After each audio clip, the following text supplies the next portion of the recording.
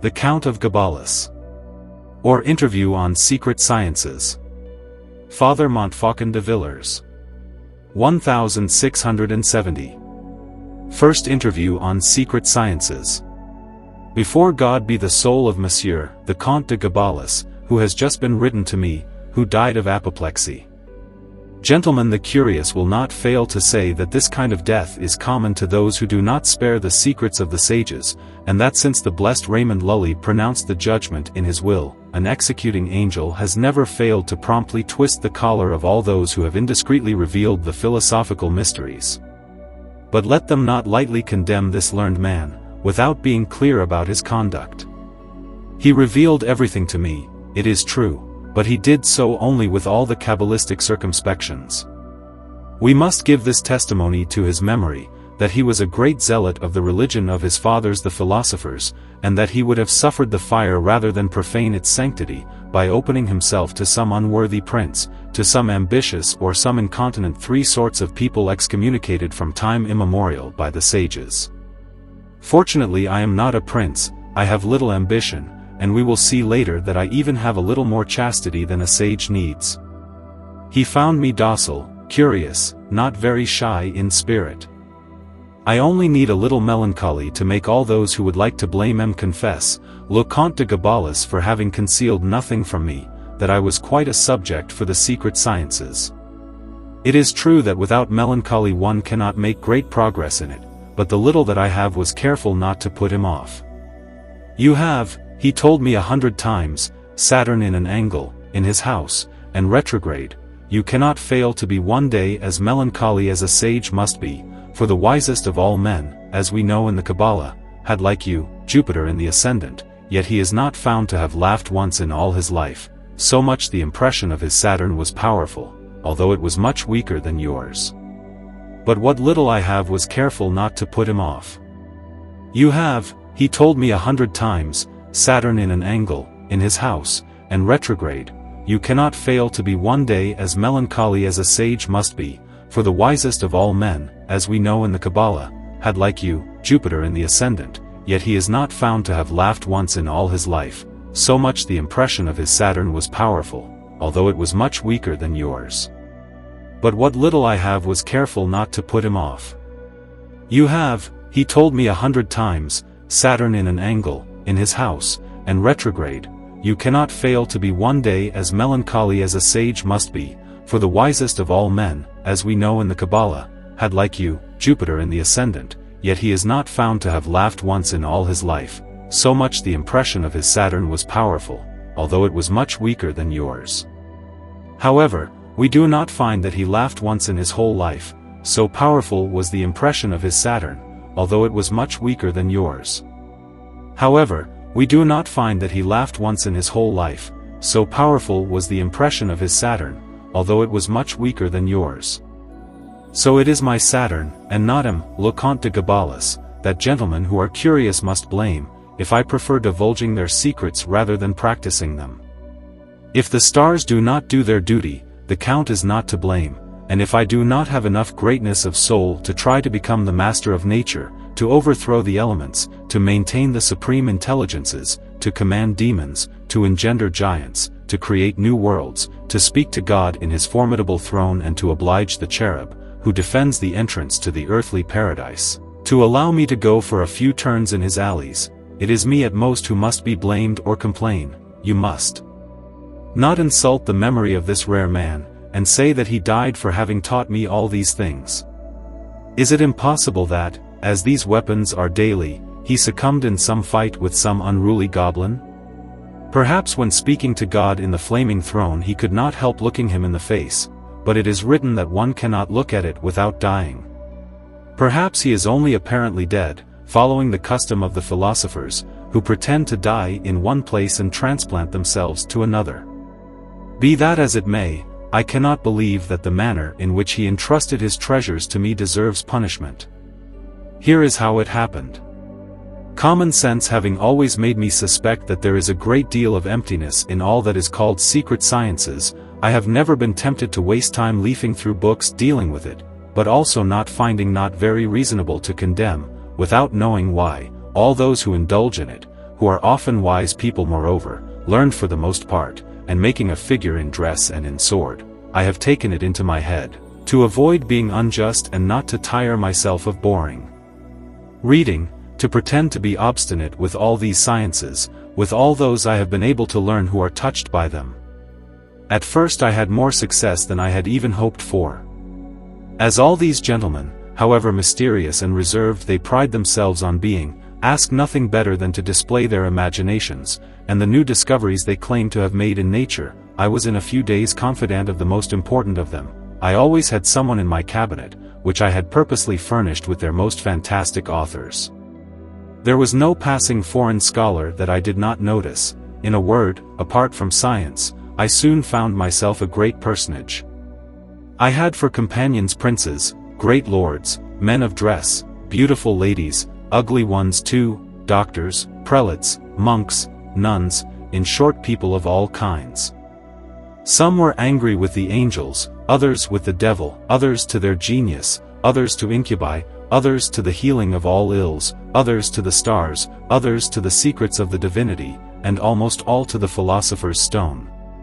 They all agreed that these great secrets, and especially the philosopher's stone, are difficult to find and that few people possess them.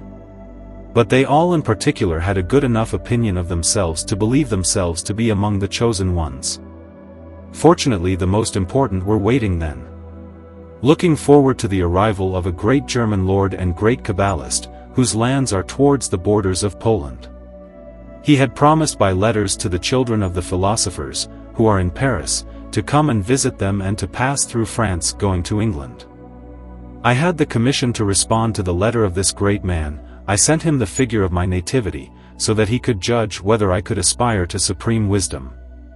My face and my letter were fortunate enough to oblige him to do me the honor of replying that I would be one of the first he would see in Paris, and that if heaven were not against it, it wouldn't be up to him that I didn't enter the society of the sages. To spare my happiness, I kept up regular business with the illustrious German. From time to time I proposed to him great doubts, to reason as much as I could on the numbers of Pythagoras, on the visions of St. John, and on the first chapter of Genesis. The greatness of the materials delighted him. He wrote unheard of marvels to me, and I saw clearly that I was dealing with a man of very vigorous and very spacious imagination. I have 60 or 80 slow ones in such an extraordinary style that I couldn't bring myself to read anything else as soon as I was alone in my study. I was admiring one of the most sublime ones one day when I saw a very good-looking man enter who, greeting me gravely, said to me in French and in a foreign accent, "Adore, my son, adore the very good and the very great God of the wise, and never be proud that he sends you one of the children of wisdom to associate you with their company and to make you partakers of the marvels of his all power." The novelty of the greeting astonished me at first, and I began to doubt for the first time if one does not sometimes have apparitions. Nevertheless, reassuring me as best as I could, and looking at him as civilly as the small fear that I had could allow myself. "Whoever you are," I said to him, "you who complimented him are not of this world. You do me a lot of honor to come and visit me, but please accept that before worship the God of the wise. I know of which sages, and of which God you speak, and if you have it agreeable, lead yourself into this chair and take the trouble to tell me what is this God, these sages, this company, these all-powerful marvels, and after or before all this what species of creature I have the honor to speak to. You receive me very wisely, sir," he continued, laughing and taking the chair that I presented to him. "You are first asking me to explain things to you that I will not tell you today, please. The compliment I paid you are the words that the sages say at the first of those to whom they have resolved to open their hearts and discover their mysteries. I believe that being as learned as you appeared to me in your letters, this greeting would not be unknown to you, and that it was the most agreeable compliment that the Comte de Gabalis could give." "Ah, sir," I cried, remembering that I had a great role to play, "how will I make myself worthy of so much kindness? Is it possible that the greatest of all men is in my study and that the great Gabalis honors me with his visit?" "I am the least of the wise," he replied with a serious air, "and God who dispenses the light of his wisdom with the weight and measure that pleases his sovereignty, has made me only a part of it. very small in comparison with what I admire with astonishment in my companions.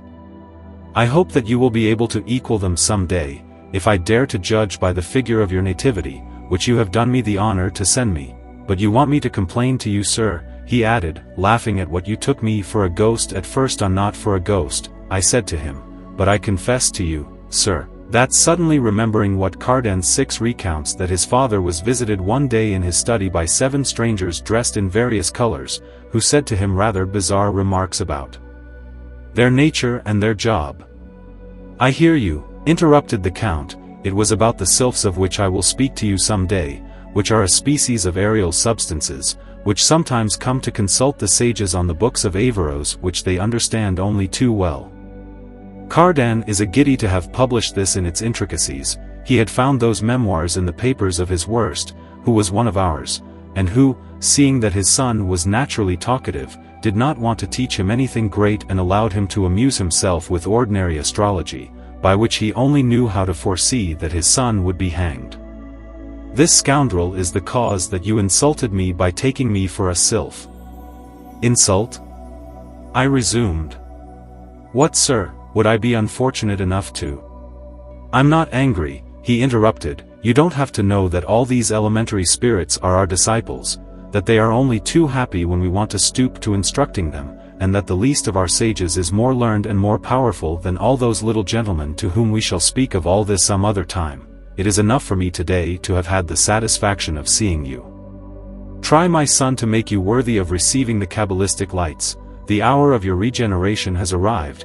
It will be up to you to be a new creature. Fervently pray to him who alone has the power to create new hearts, to give you one capable of the great things I have to teach you, and to inspire me not to keep you silent about our mysteries." He then got up and kissed me without giving me time to answer him. "Adieu, my son," he continued. "I have to see our companions who are in Paris, after which I will give you my news. However, watch, pray, hope, and don't talk." He left my study. Some will say, I complained about his short visit when driving him home, and that he had the cruelty to abandon me so soon after showing me a spark of his lights.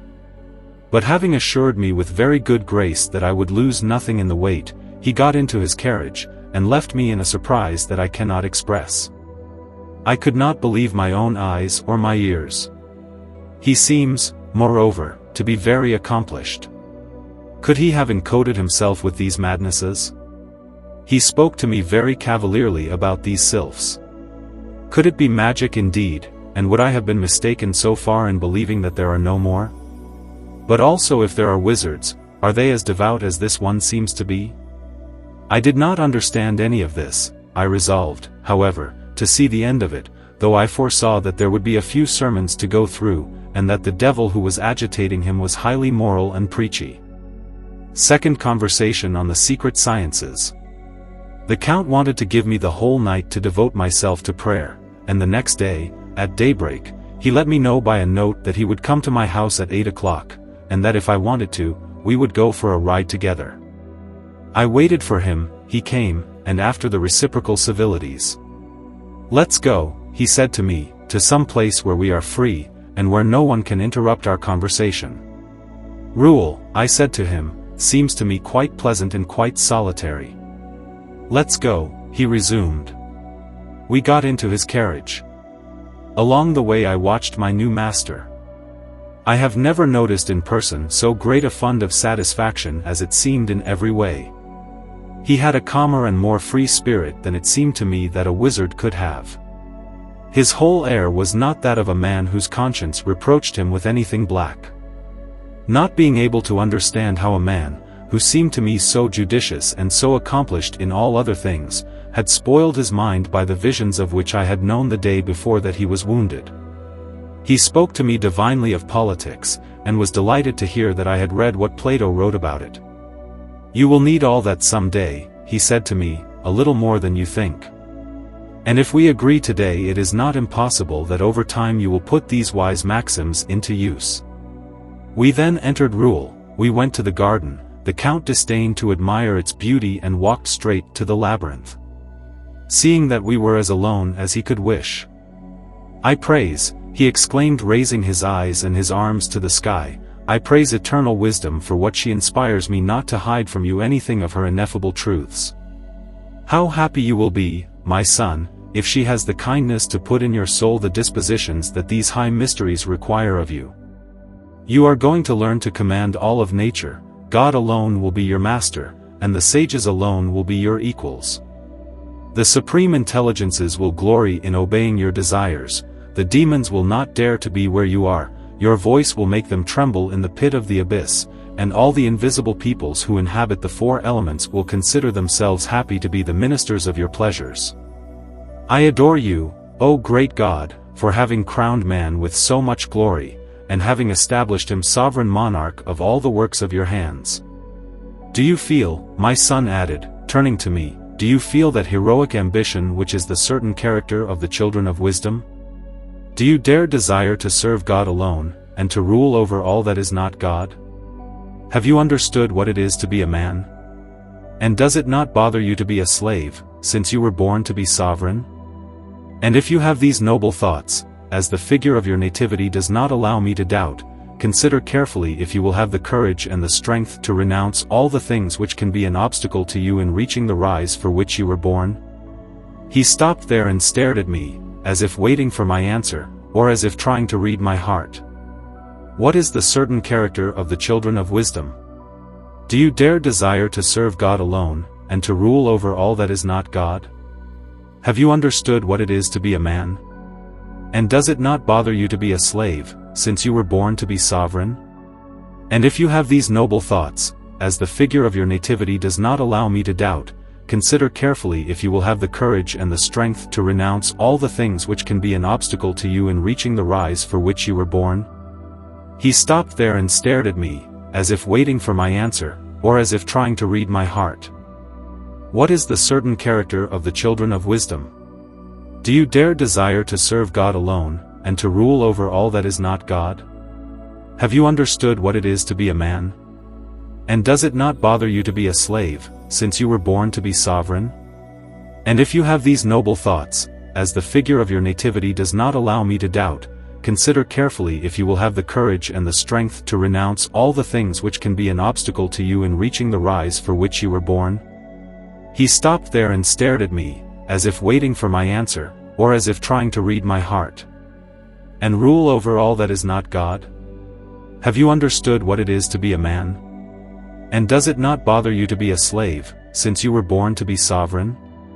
And if you have these noble thoughts, as the figure of your nativity does not allow me to doubt, consider carefully if you will have the courage and the strength to renounce all the things which can be an obstacle to you in reaching the rise for which you were born." He stopped there and stared at me, as if waiting for my answer, or as if trying to read my heart. "And rule over all that is not God?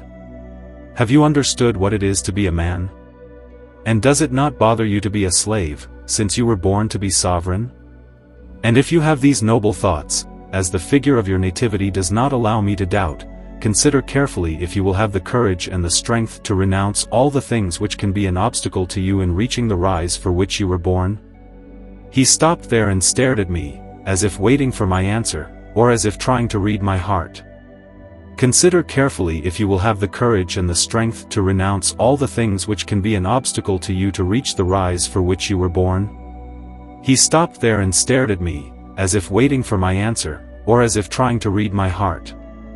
"Consider carefully if you will have the courage and the strength to renounce all the things which can be an obstacle to you to reach the rise for which you were born." He stopped there and stared at me, as if waiting for my answer, or as if trying to read my heart. As much as the beginning of his speech had made me hope that we would soon get into the matter, so much did I despair of it by his last words. The word renounce frightened me, and I had no doubt that he was going to suggest that I renounce baptism or paradise. So not knowing how to get out of this mess. "Give up," I said to him. "Sir, what, do you have to give up something?" "Really," he went on, "you have to, and you have to so necessarily that you have to start there. Sin, as it does not enter into a soul prejudiced by error or malice. The sages will never admit you into their company unless you renounce now something which cannot sympathize with wisdom. We must," he added quietly, bending down in my ear, "We must give up all carnal intercourse with women." I burst out laughing at this bizarre proposal. "You have me, sir," I cried, "you left me for little. I was expecting you to offer me some strange renunciation, but since it's only women you blame, it's been a long time since I'm chaste enough, thank God. However, sir, as Solomon was wiser than I perhaps will be, and that all his wisdom could not prevent him from allowing himself to be corrupted, tell me, please, what expedient do you gentlemen take to do without that sex? And what inconvenience would it be if in the paradise of the philosophers each Adam had his Eve? You are asking me great things there," he went on, consulting within himself if he should answer my question. "However, since I see that you will detach yourself from women without difficulty, I will tell you one of the reasons which obliged the sages to demand this condition of their disciples, and you will know from there in what ignorance live all those who are not of our number. When you are enlisted among the children of the philosophers, and your eyes are fortified by the use of the most holy medicine, you will first discover that the elements are inhabited by most perfect creatures, whose sin of unfortunate Adam has deprived knowledge and commerce from his too unfortunate posterity. This immense space which is between the earth and the heavens has inhabitants far nobler than the birds and the gnats. These vast seas have many other guests than dolphins and whales. The depth of the earth is not for moles alone, and the element of fire, nobler than the other three, was not made to remain useless and empty. The air is full of an innumerable multitude of peoples of human figure, a little proud in appearance but docile in effect, great amateurs of the subtle sciences, officious to the sages, and enemies of the fools and the ignorant. Their wives and daughters are male beauties such as the Amazons are depicted." "How, sir," I cried, "do you want to tell me that these goblins are married?" "Do not police yourself, my son, for so little," he replied. "Believe that everything I tell you is solid and true. These are only the elements of the old Kabbalah, and it will be up to you to justify it with your own eyes, but receive with a docile spirit the light that God sends you through me. Forget all you may have heard on these subjects in the schools of the ignorant, or you would have the displeasure, when you were convinced by experience, of being obliged to confess that you were obstinate inappropriately. So push on to the end, and know that the seas and the rivers are inhabited as well as the air. The ancient sages named this species of people undines, or nymphs. They are few males, and the females are there in large numbers. Their beauty is extreme, and the daughters of men have nothing to compare. The earth is filled almost to the center with gnomes, people of small stature, guardians of the treasures of the mines, and of the jewels. These are ingenious, man-friendly, and easy to command. They provide the children of the wise with all the money they need, and ask for the price of their service only the glory of being commissioned. The Nomides, their wives, are small, but very pleasant, and their dress is very curious. As for the salamanders, fiery inhabitants of the region of fire, they serve the philosophers, but they do not eagerly seek their company, and their daughters and wives are rarely seen. They are right, I interrupted, and I hold them free from their appearance. For what? Said the Count. Why, sir, I resumed, and what do I have to converse with such an ugly animal as the male or female salamander? You are wrong, he replied, it is the idea that ignorant painters and sculptors have of it. The wives of the salamanders are beautiful, and even more beautiful than all the others since they are of a purer element. I did not speak to you about them, and I succinctly passed the description of these peoples, because you will see them yourself at your leisure and easily if you have the curiosity. You will see their clothes, their provisions, their manners, their police, their admirable laws. You will be charmed by the beauty of their spirit even more than that of their body, but you will not be able to help pitying these wretches when they tell you that their soul is mortal, and that they have no hope in the eternal enjoyment of the Supreme Being whom they know and whom they adore religiously. They will tell you, that being composed of the purest parts of the element they inhabit, and having no contrary qualities in them, since they are made of only one element, they die only after several centuries. But what is time at the cost of eternity? It will be necessary to return eternally to nothingness. This thought afflicts them greatly, and we have great difficulty in consoling them.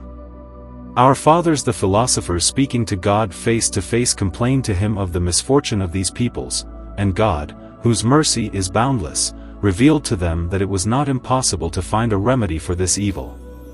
He inspired them that just as man, by the covenant which he has contracted with God, has been made partakers of the divinity, the sylphs, the gnomes, the nymphs and the salamanders, by the covenant which they can contract with man, can be made partakers of immortality.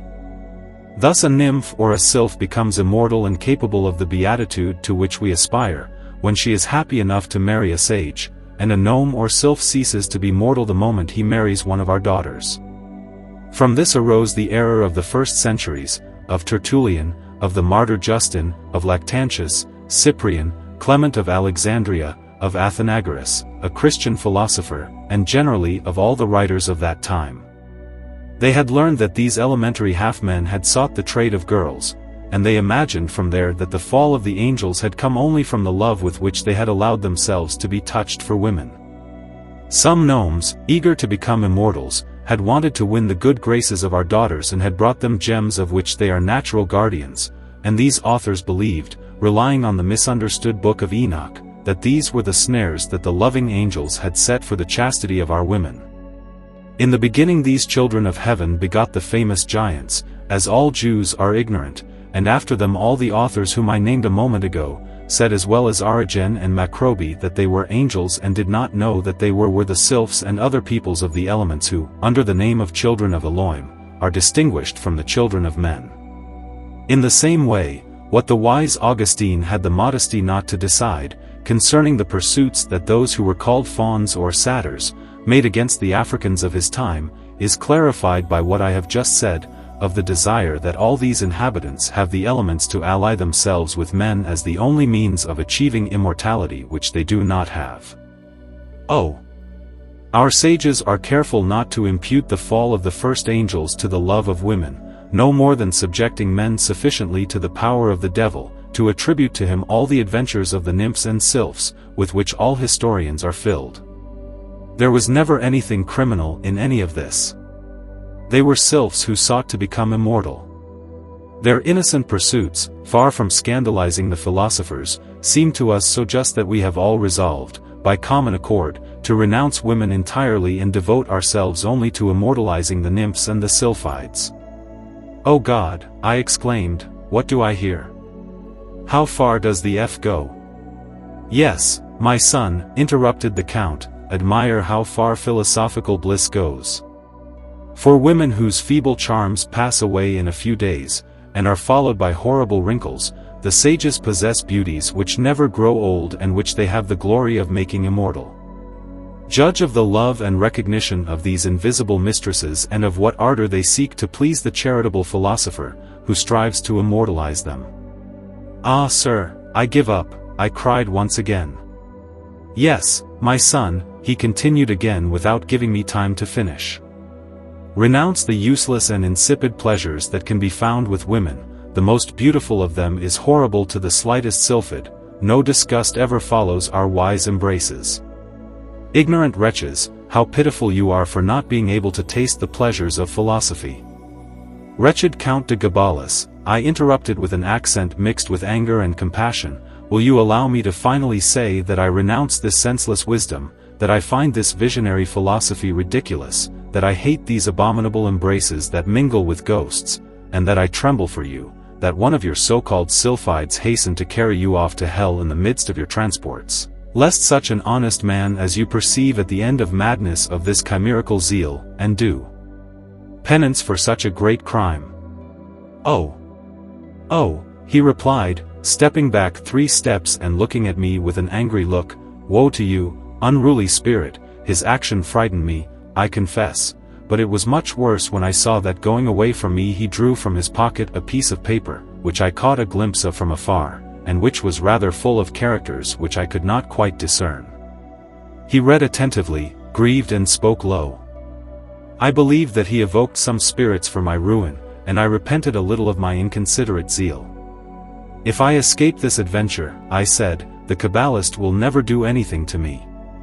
I was staring at him like a judge who was going to sentence me to death, when I saw that his face became serene again.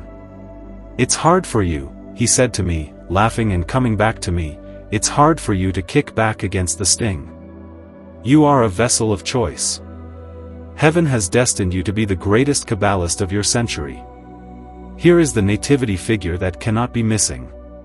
If not now and through me, it will be when your retrograde Saturn pleases. Ah, if I have to become sage, I said to him, it will never be except by the enterprise of the great Gabalis, but to speak frankly, I'm afraid it will be hard for you to bend me to philosophical gallantry. Could it be that you are bad enough physicist not to be convinced of the existence of these peoples? I don't know, I resumed, but it would always seem to me that it would only be elves in disguise. Will you always believe more in your nurse, he said to me, than in natural reason, than in Plato, Pythagoras, Celsus, Psellus, Procle, Porphyry, Iamblichus, Plotinus, Trismegistus, Nullius, Dornia, Flood, than to the great Philipporiol Theophrast Bombast Paracels de Hunnianum and to all our companions? I would believe you, sir, I replied, as much and more than all these people, but my dear sir, could you not spare with your companions that I will not be obliged to melt in tenderness with these elementary damsels? Alas, he resumed, you are no doubt free, and one does not like if one does not want to. Few sages have been able to defend themselves from their charms, but there have nevertheless been found some who, reserving themselves entirely to greater things, as you will learn in time, have not wished to do this honor to the nymphs. I will therefore be one of this number, I resumed, even if I cannot bring myself to waste the time in the ceremonies that I heard a prelate say, which must be practiced, for the commerce of these geniuses. This prelate did not know what he was saying, said the Count, for you will see one day that these are not geniuses, and moreover sage never employed either ceremonies or superstition for the familiarity of geniuses, any more than for the peoples we are talking about. The Kabbalist acts only by the principles of nature, and if sometimes one finds in our book strange words, characters and fumigations, it is only as a seal to those ignorant of physical principles. Admire the simplicity of nature in all its most marvelous operations, and in this simplicity a harmony and a concert so grand, so right, and so necessary that it will make you return, in spite of yourself, from your feeble imaginations. What I am going to tell you, we teach to those of our disciples, that we do not want to let nature's sanctuary completely enter, and that we do not want however to deprive elementary peoples of society, for the compassion we have for these same peoples. The salamanders, as you may have already understood, are composed of the subtlest parts of the sphere of fire, conglomerate and organized by the action of the universal fire, of which I will speak to you some day, so called because he is the principle of all the movements of nature. The sylphs likewise are composed of the purest atoms of air, the nymphs, of the finest parts of water, and the gnomes, from the finer parts of the earth. There was a lot of proportion between Adam and these creatures so perfect, because being composed of what was purest in the four elements, he contained the perfections of these four species of peoples, and was their natural king. But as soon as his sin had thrown him into the excrement of the elements, as you will see some other time, the harmony was disconcerted, and it had no longer any proportion, being impure and gross, with these substances so pure and so subtle. What remedy for this evil? How to reassemble this loot, and recover this lost sovereignty? O natural, why are you studied so little? Don't you understand, my son, with what simplicity nature can restore to man those goods he has lost? Alas, sir, I replied, I am very ignorant in all these simplicities. However, it is very easy to be learned there, he went on. If we want to recover the empire over the salamanders, we must purify and exalt the element of fire which is in us and raise the tone of this slack string. There is only to concentrate the fire of the world by concave mirrors in a glass globe, and this is the artifice which all the ancients religiously concealed and which the divine Theophrastus discovered. There is formed in this globe a solar powder, which having been purified from itself, from the mixture of the other elements and being prepared according to the art, becomes in a very short time supremely suitable for exalting the fire which is in us, and to make us become, so to speak, of igneous nature. From then on the inhabitants of the sphere of fire become our inferiors and, delighted to see our mutual harmony restored and that we have come closer to them, they have for us, all the friendship they have for their fellows, all the respect they owe to the image and to the lieutenant of their Creator, and all the care with which they can make us aware of the desire to obtain from us the immortality which they do not have. It is true that, as they are more subtle than those of the other elements, they live very long, so they are in no hurry to demand immortality from the sages.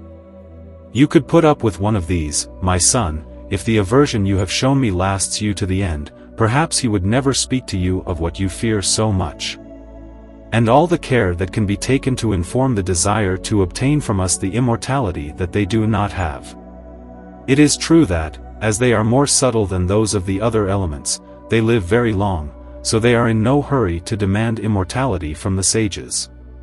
You could put up with one of these, my son, if the aversion you have shown me lasts you to the end. Perhaps he would never speak to you of what you fear so much. And all the care that can be taken to inform the desire to obtain from us the immortality that they do not have. It is true that, as they are more subtle than those of the other elements, they live very long, so they are in no hurry to demand immortality from the sages. You could put up with one of these, my son, if the aversion you have shown me lasts you to the end. Perhaps he would never speak to you of what you fear so much. It would not be the same with sylphs, gnomes and nymphs. As they live less time, they rather deal off us, also their familiarity is easier to obtain.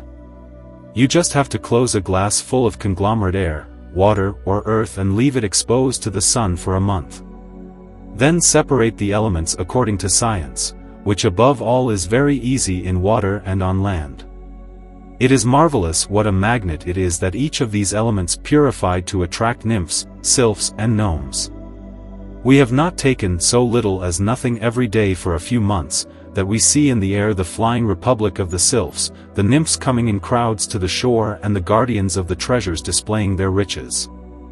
Thus without characters, without ceremonies, without barbaric words, one becomes absolute over all these peoples. They demand no worship of the sage, whom they well know who is nobler than them. Thus venerable nature teaches her children to repair the elements by the elements. Thus harmony is restored. Thus man recovers his natural empire and can do everything in the elements, without demons and without illicit art. So you see, my son, that the sages are more innocent than you think. You tell me nothing. I admire you, sir, I say to him, and I begin to fear that you will make me become a distiller. O God forbid you, my child, he cried, it is not for such trifles that your nativity destines you. On the contrary, I forbid you to amuse yourself with it. I told you that the sages only show these things to those they don't want to admit into their troop. You will have all these advantages, and infinitely more glorious and more agreeable ones, by these very different philosophical processes. I have only described these manners to you to show you the innocence of this philosophy and to relieve you of your panicky terrors. Thank God, sir, I replied, I am not so afraid as I was a while ago. And although I am still undecided about the accommodation you offer me with the salamanders, I am still curious to learn how you discovered that these nymphs and sylphs die. Really, he says, they tell us and we see them die.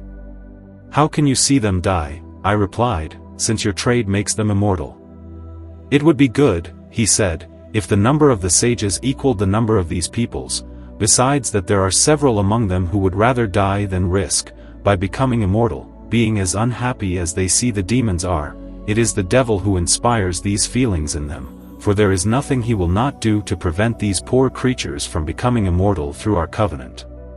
So that I look, and you must look, my son, as a very pernicious temptation and as a very uncharitable movement, this aversion which you have there. Moreover, as regards the death of which you speak to me, who compelled the oracle of Apollo to say that all those who spoke in the oracles were mortal as well as he, Count Porphyry relates? And what do you think that meant, that voice which was heard on all the shores of Italy and which frightened all those who found themselves on the sea? Big Pan is dead. It was the peoples of the air who gave notice to the peoples of the waters that the first and oldest of the sylphs had just died. When this voice was heard, I said to him, it seems to me that the world adored Pan and the nymphs. These gentlemen whose business you preached to me, were then the false gods of the pagans? "It is true, my son," he replied. "The sages are careful not to believe that the devil ever had the power to make himself worshipped. He is too unhappy and too weak to have ever had this pleasure and this authority. But he was able to persuade these hosts of the elements to show themselves to men and to have temples erected for them, and by the natural dominion which each of them has over the element which he inhabits, they troubled the air and the sea, shook the earth and dispensed the fires of heaven at their whim, so that they did not had little difficulty in being taken for divinities, while the sovereign being neglected the salvation of the nations. Laughing, the devil did not receive from his malice all the advantage he hoped for, because it happened from there that Pan, the nymphs and the other elementary peoples—" "I can't hear you, sir," I resumed. "You do not care to hear me," he continued, laughing and in a mocking tone. "Here is what passes you and who would also pass all your doctors who do not know what beautiful physics is. Here is the great mystery of all this part of philosophy which looks at the elements, and which will surely take away from you, if you have a little around for yourself, this so unphilosophical repugnance that you are showing me today. Know then, my son, and do not divulge this great arcanum to some ignorant unworthy, know that, as the sylphs acquire an immortal soul by the alliance which they contract with men who are predestined, so men who have no right to eternal glory, these unfortunates to whom immortality is only a fatal advantage, for whom the Messiah was not sent. So you are also Jansenists, gentlemen Kabbalists?" I interrupt. "We do not know what it is, my child," he continued abruptly, "and we disdain to inform ourselves of the different sects and the various religions with which the ignorant are infatuated. We hold to the ancient religion of our fathers the philosophers, of which I will have to instruct you one day. But to resume our point, these men whose sad immortality would only be an eternal misfortune, these unfortunate children, whom the Sovereign Father has neglected, still have the resource that they can become mortal by allying themselves with the elementary peoples. So you see that the sages risk nothing for eternity. If they are predestined, they have the pleasure of leading to heaven, leaving the prison of this body, the sylphid or the nymph whom they have immortalized, and if they are not predestined, the trade of the sylphide renders their soul mortal and delivers them from the horrors of the second death. Thus the demon saw himself escaping all the pagans who allied themselves with the nymphs. Thus the sages or the friends of the sages to whom God inspires us to communicate some of the 4 elementary secrets, which I have taught you more or less, free themselves from the danger of being damned. Without lying, sir, I would write to myself, not daring to put him in a bad mood, and finding it expedient to postpone telling him fully my feelings, until he had discovered to me all the secrets of his cabal, which I judged by this sample to be very bizarre and recreational. Without lying, you push well before wisdom, and you were right to say that this would pass all our doctors.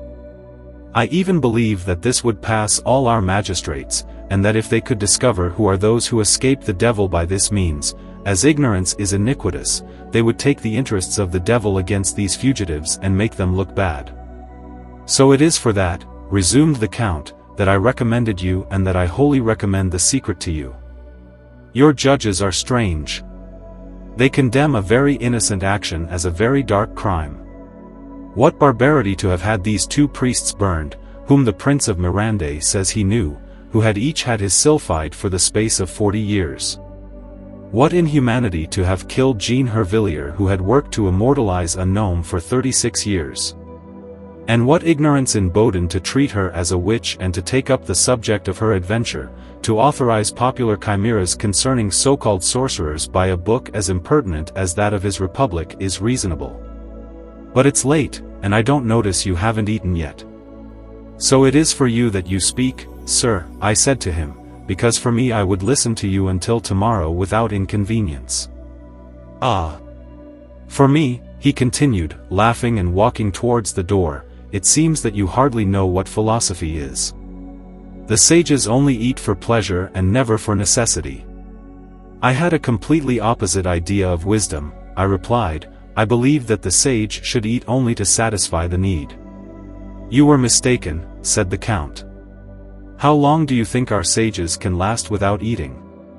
What can I know? I said. Moses and Elijah spent 40 days, your sages are probably a few days less. What a fine effort that would be, he went on. The most learned man who ever was, the divine, the almost adorable Paracelsus assures that he has seen many sages, to have spent 20 years without eating anything. Himself, before having reached the monarchy of wisdom, whose scepter we have rightly given to him, wanted to try to live several years by taking only half a scruple of solar quintessence. And if you want to have the pleasure of making someone live without eating, you only have to prepare the earth, as I said it can be prepared for the society of the gnomes.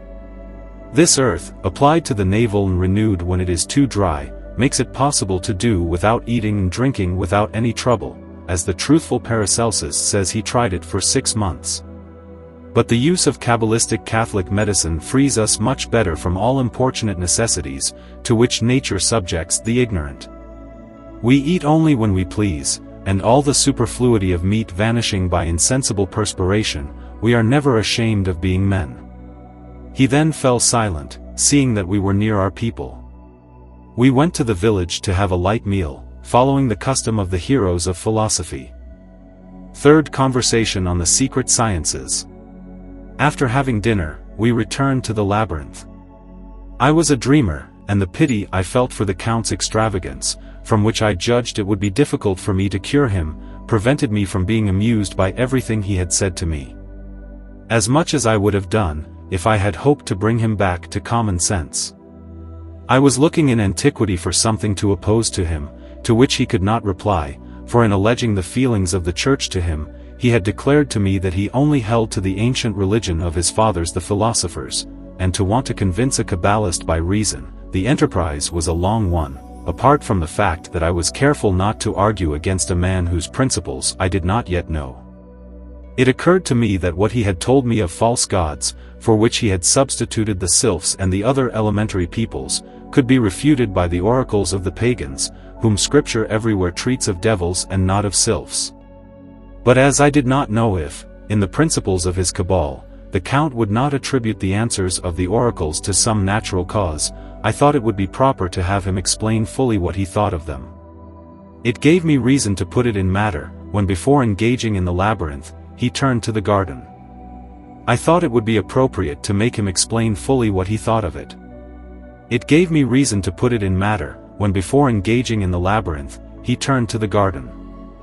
I thought it would be appropriate to make him explain fully what he thought of it.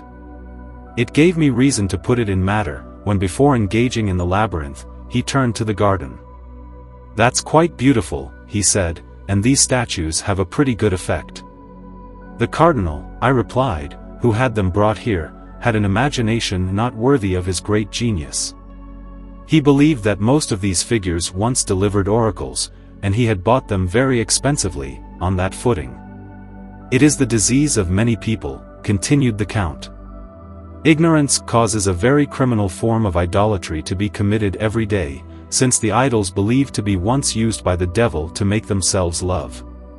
O God, will it never be known in the world that you have from the birth of centuries thrown your enemies under the stool of your feet and that you hold the demons prisoners under the earth, in the whirlwind of darkness? This curiosity, so unlaudable, of assembling these pretended organs of demons in this way, could become innocent, my son, if one wanted to be persuaded that the angels of darkness have never been permitted to speak in the oracles. I do not think, I interrupted, that it would be easy to establish that among the curious, but it would perhaps be among the strong minds. For it was not long since decided in a conference expressly given on this matter, by minds of the first order, that all these pretended oracles were but a deception of the avarice of the Gentile priests or only an artifice of the policy of sovereigns. Was it, said the Count, the Mohammedans sent as ambassadors to your king who held this conference and who thus decided this question? No, sir, I replied. What religion are these gentlemen then, he replied, since they do not count for anything the divine scripture which makes mention in so many places of so many different oracles? And mainly pythons which made their residence and which returned their answers in the parts intended for the multiplication of the image of God? I spoke, I replied, of all these gossiping bellies, and pointed out to the company that King Saul had banished them from his kingdom, where he still found one on the eve of his death, whose voice had the admirable power to raise Samuel to his prayer and to his ruin. But these learned men did not fail to decide that there were never any oracles. If scripture did not touch them, said the Count, they had to be convinced by all of antiquity, in which it was easy to show them 1,000 marvelous proofs of it. So many virgins pregnant with the destiny of mortals, who gave birth to the good or the bad adventures of those who consulted them. Why don't you allege Chrysostom, Origen and Ecumenius, who mention these divine men, whom the Greeks called Engastromandres, whose prophetic belly articulated such famous oracles? And if your gentlemen do not like Scripture and the Fathers, it was necessary to highlight those miraculous daughters, of which the Greek Pausanias speaks, who changed into doves, and in this form made the famous oracles of the Dodonid doves, or else you could say to the glory of your nation that there were formerly in Gaul illustrious maidens who metamorphosed into all shapes, according to those who consulted them, and who, in addition to the famous oracles they gave, had an admirable empire over the waves and a salutary authority over the most incurable diseases. We would have treated all these fine proofs as apocrypha, I told him. Does antiquity make them suspect? He resumed.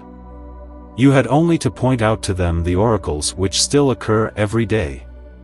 And where in the world? I said. In Paris, he replied. In Paris. I will write to myself.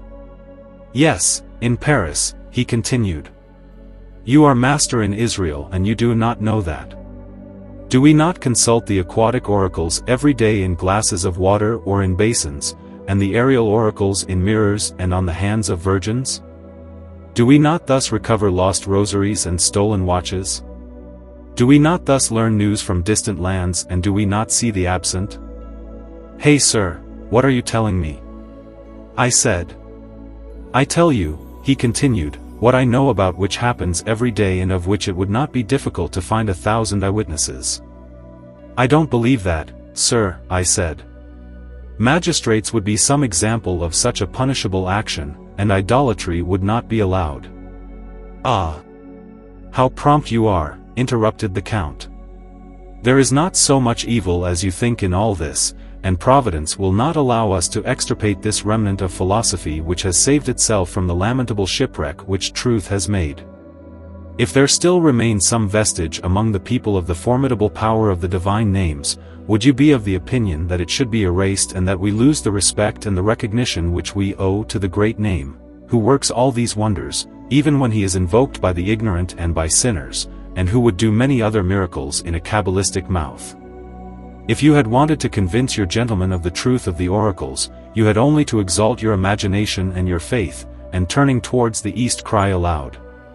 Sir, I interrupted, I was careful not to make this kind of argument to such honest people as those with whom I was, they would have taken me for a fanatic, for assuredly they have not of faith in all that, and had I known of the cabalistic operation of which you speak to me, it would not have succeeded by my mouth. I have even less faith in it than they. Well, well, said the Count, if you don't have any, we'll send you some. However, if you had thought that your gentlemen had not given credence to what they can see every day in Paris, you could tell them a fairly recent story. The oracle which Celsius Rhodiginus says he saw himself, rendered about the end of the past century, by that extraordinary man who spoke and foretold the future through the same organ as Plutarch's oracles. I would not have liked, answered I, to quote Rhodiginus. The quotation would have been pedantic and then they would not have failed to tell me that this man was doubtless a demoniac. You would have said that very monastically, he resumed. Sir, I interrupted, despite the cabalistic aversion that I see you have for the monks, I cannot but be for them in this meeting. I believe it wouldn't be so bad to deny outright that there ever were oracles than to say that it wasn't the demon that spoke in them. Because finally the fathers and the theologians. After all, he interrupted, don't the theologians still agree that the learned Sambeth, the oldest of the Sibyls, was the daughter of Noah? Hey! Whatever, I resumed. Plutarch, he replied, does he not say that the most ancient Sibyl was the first who delivered oracles at Delphi? This spirit that Sambeth lodged in his bosom was therefore not a devil, nor his Apollo a false god, since idolatry did not begin until long after the division of languages, and it would be unlikely to attribute to the father of lies the sacred books of the Sibyls and all the proofs of the true religion that the fathers have drawn from them. And then, my child, he continued, laughing, it is not for you to break off the marriage that a great cardinal has made of David and the Sibyl, nor to accuse this learned personage of having compared a great prophet and an unhappy fanatic, for either David strengthens the testimony of the Sibyl, or the Sibyl weakens David's authority. I beg you, sir, I interrupted, resume your seriousness. I don't mind, he said, on condition that you don't accuse me of being too much. Is the devil, in your opinion, ever divided against himself? And is it sometimes against his interests? Why no? I said. Why no? He said because what Tertullian so happily and so magnificently called the reason of God does not find it appropriate. Satan is never divided by himself. It follows then, either that the devil never spoke in the oracles, or that he never spoke there against his interests. It therefore follows that if the oracles spoke against the interests of the demon, it was not the devil who spoke in the oracles. But could not God have forced the demon, I said to him, to bear witness to the truth and to speak against himself? But, he resumed, if God has not forced him to do so? Ah, in that case, I replied, you will have more reason than the monks. Let us see then, he continued, and to proceed invincibly and in good faith, I do not want to bring the testimonies of the oracles that the fathers of the Church report, although I am persuaded of the veneration that you have for these great men. Their religion and the interest they had in the matter could have prevented them, and their love for truth some ornament of the lie itself. They were men, and they can therefore, according to the maxim of the poet of the synagogue, have been unfaithful witnesses. I am therefore going to take a man who cannot be suspected in this cause, a pagan, and a pagan of another species than Lucretius or Lucian or the Epicureans, a pagan infatuated that he is gods and demons without number, superstitious beyond measure, great magician, or so-called such, and consequently great partisan of the devils, is Porphyre. Here are word for word some oracles that he reports. The oracle said, there is above the heavenly fire an incorruptible flame, always sparkling, source of life, fountain of all beings and principle of all things. This flame produces everything, and nothing perishes but what it consumes. It makes itself known. This fire cannot be contained at any location. It is bodiless and without matter. It surrounds the heaven, and a little spark sheets from it that makes all the fire of the sun, the moon and the stars. Here is what I know of God. Do not search to know more, because it passes your reach, wise whatever you are. For the rest, know that the unjust and wicked man cannot hide himself before God. Neither address nor excuse can disguise anything from his sheery eyes. Everything is full of God. God is everywhere. You can see, my son, that this oracle does not really feel his demon. At least, I answered, the devil comes out of his character enough there. Here is another, he said, who preaches even better. The oracle. There is in God an immense depth of flame, and the heart should not be afraid of touching this adorable fire, or of being touched by it. The link, the harmony, and the duration of the world. Nothing subsists only by this fire, which is God himself. No one has begotten him, he is motherless, he knows everything, and we cannot teach him anything. He is steadless in his designs, and his name is ineffective. This is what God is, because for we who are his messengers, we are just a small part of God. Well, how about this one? I would say of both, I replied, that God can force the father of lies to bear witness to the truth. Here's another one, resumed the Count, which will relieve you of this scruple. The oracle. Alas, tripods, cry and say your Apollo's funeral oration. He is mortal, he will die, he is extinguished, because the light of the celestial flame makes it extinguished. You see well, my child, that whoever it may be who speaks in these oracles, and who explains so well to the pagans the essence, the unity, the immensity, the eternity of God, he admits that he is mortal and only a spark of God. It is therefore not the demon who speaks, since he is immortal and God would not force him to say that he is not. It is decreed that Satan does not divide against himself. Is it the way to be adored to say that there is only one God? He says he is mortal, since when is the devil so humble as to take away even his natural qualities?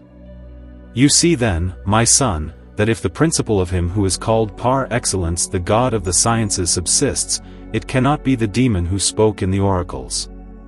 But if it is not the demon, said I to him, or lying with light-heartedness, when he calls himself mortal or speaks true by force, when he speaks of God, to what then will your cabal attribute all the oracles you support that have actually been delivered? Will it be the exhalation of the earth, like Aristotle, Cicero, and Plutarch? Oh no, not that, my child, said the Count. Thanks to the damned cabal, I don't have the wounded imagination up to that point.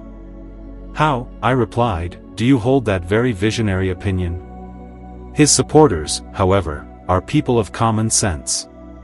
They are not, my son, at this point here, he continued, and it is impossible to attribute to this exhalation all that has passed in the oracles.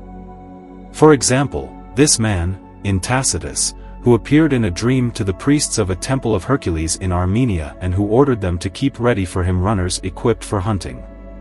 Until then it could be the exhalation, but when these runners came back to see him quite outraged and the quivers empty of arrows, and when the next day we found as many dead animals in the forest as we had put arrows in the quivers, you see clearly that it could not be the exhalation which produced this effect? It was even less the devil, for it would be to have an unreasonable and uncabalistic notion of the misfortune of the enemy of God, to believe that he was allowed to amuse himself by chasing the deer and the hare. To what then the sacred cabal, I said to him, attributes all this to you? Wait, he replied. Before I reveal this mystery to you, I must cure your mind well of the prevention where you could be for this alleged exhalation, because it seems to me that you have quoted with emphasis Aristotle, Plutarch and Cicero. You could still quote Iamblichus who, great mind as he was for some time in this error which he nevertheless soon discovered, when he had examined the thing closely in the book of the mysteries. Pierre d'Apone, Pomponus, Lavinius, Cyrenius and Lucilio Venino are still delighted to have found this defeat in some of the ancients. All those so-called strong spirits who, when they speak of divine things, rather say what they desire than what they know, do not want to confess anything superhuman in the oracles, for fear of recognizing something above the male. They are afraid that a ladder will be made for them to climb up to God whom they fear to know by the degrees of spiritual creatures, and they prefer to make one for themselves to descend into nothingness. Instead of rising towards the sky they dig the earth and, instead of seeking in being superior to man the cause of these transports which raise him above himself and make him a kind of divinity. Such is man's misery, when the spirit of contradiction and the mood of thinking differently than others possess him. Far from achieving its ends, it envelopes and hinders itself. These libertines do not want to subject man to substances less material than himself, and they subject him to an exhalation, and, without considering that there is no connection between this chimerical smoke and the soul of man, between this vapor and future things, between this frivolous cause and these miraculous effects, it suffices for them to be singular to believe that they are reasonable. It is enough for them to deny spirits and make spirits strong. Do you really dislike the singularity, sir? I interrupted. Oh, my son, he told me, it is the plague of common sense and the stumbling block of the greatest minds. Aristotle, great logician as he is, could not avoid the trap into which the fantasy of singularity leads those whom it affects as violently as he does. He couldn't avoid, I say, embarrassing himself and cutting himself. He says in the book of the generation of animals and in his morals, that the spirit and understanding of man comes to him from outside and that it cannot come to us from our Father, and by the spirituality of the operations of our soul he concludes that it is of another nature than this material compound which it animates, and whose coarseness only offends speculations, far from contributing to their production. Blind Aristotle, since according to you our material compound cannot be the source of our spiritual thoughts, how do you mean that a weak exhalation can be the cause of the sublime thoughts and the effort that the Pythians who give the oracles take? You can clearly see, my child, that this strong spirit cuts itself off and that singularity makes it go astray. You are reasoning very correctly, sir, I said to him, delighted to see indeed that he spoke of very common sense and hoping that his madness would not be an incurable disease, God grant that. Plutarch, so solid moreover he continued interrupting me, is pitiful in his dialogue, why the oracles have ceased. He is objected to by convincing things that he does not resolve. Why does he not respond to what is said to him? That if it is the exhalation that makes this transport, all those who approach the fateful tripod would be seized with enthusiasm, and not a single girl, even if she is a virgin. But how can this vapor articulate voices through the belly? Moreover, this exhalation is a natural and necessary cause which must have its effect regularly and always. Why is this girl only agitated when we consult her? And what most urges, why has the earth surrounded to thus push forth divine vapors? Is she less earthy than she was? Does it receive other influences? Does it have other seas and other rivers? Who thus blocked its pores or changed its nature? I admire Pomponius, Lucile and the other libertines, for having taken Plutarch's idea and having abandoned the way in which he explains himself. He had spoken more judiciously than Cicero and Aristotle, as he was a man of very good sense, and, not knowing what to conclude from all these oracles after a tiresome irresolution, he had decided that this exhalation, which he believed to issue from the earth, was a very divine spirit. Thus he attributed to the divinity these extraordinary movements and lights of the priestesses of Apollo. This divining vapor is, he says, a very divine and very holy breath and spirit.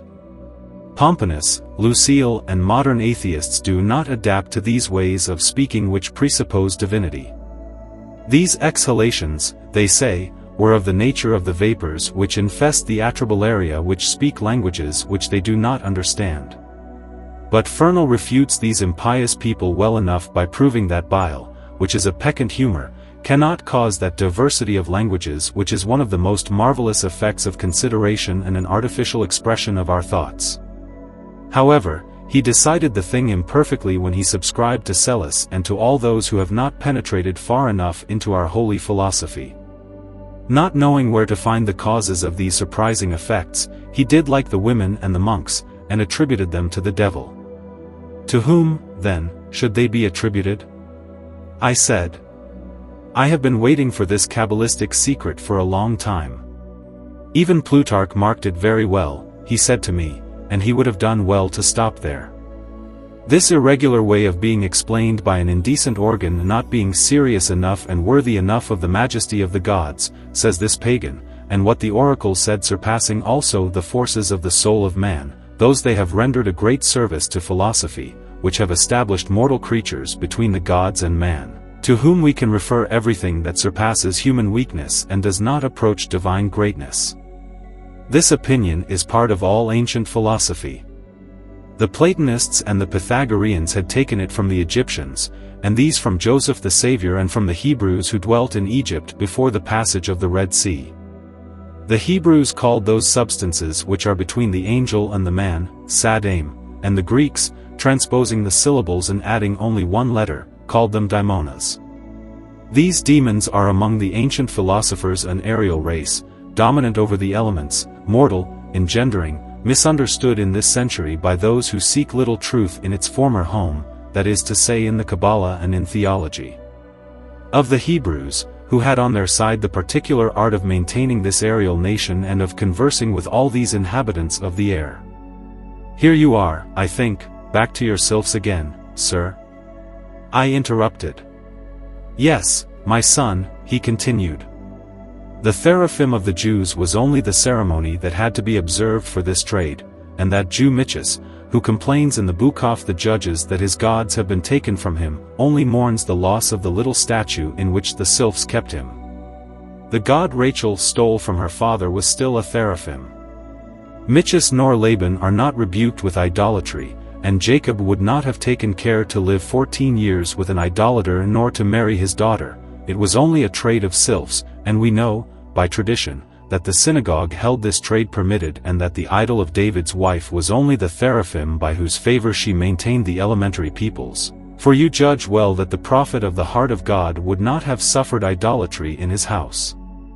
These elemental nations, so long as God neglected the salvation of the world in punishment for the first sin, took pleasure in explaining to men in oracles what they knew of God, in showing them how to live morally, in giving them very wise advice and very useful, such as we see in large numbers in Plutarch and in all historians. As soon as God took pity on the world and wanted to become its doctor himself, these little masters retired. Hence came the silence of the oracles. So it follows from all your talk, sir, I replied, that there were certainly oracles, and that it was the sylphs who rendered them and who even render them every day in glasses or in mirrors. The sylphs or the salamanders, the gnomes or the merfolk, resumed the Count.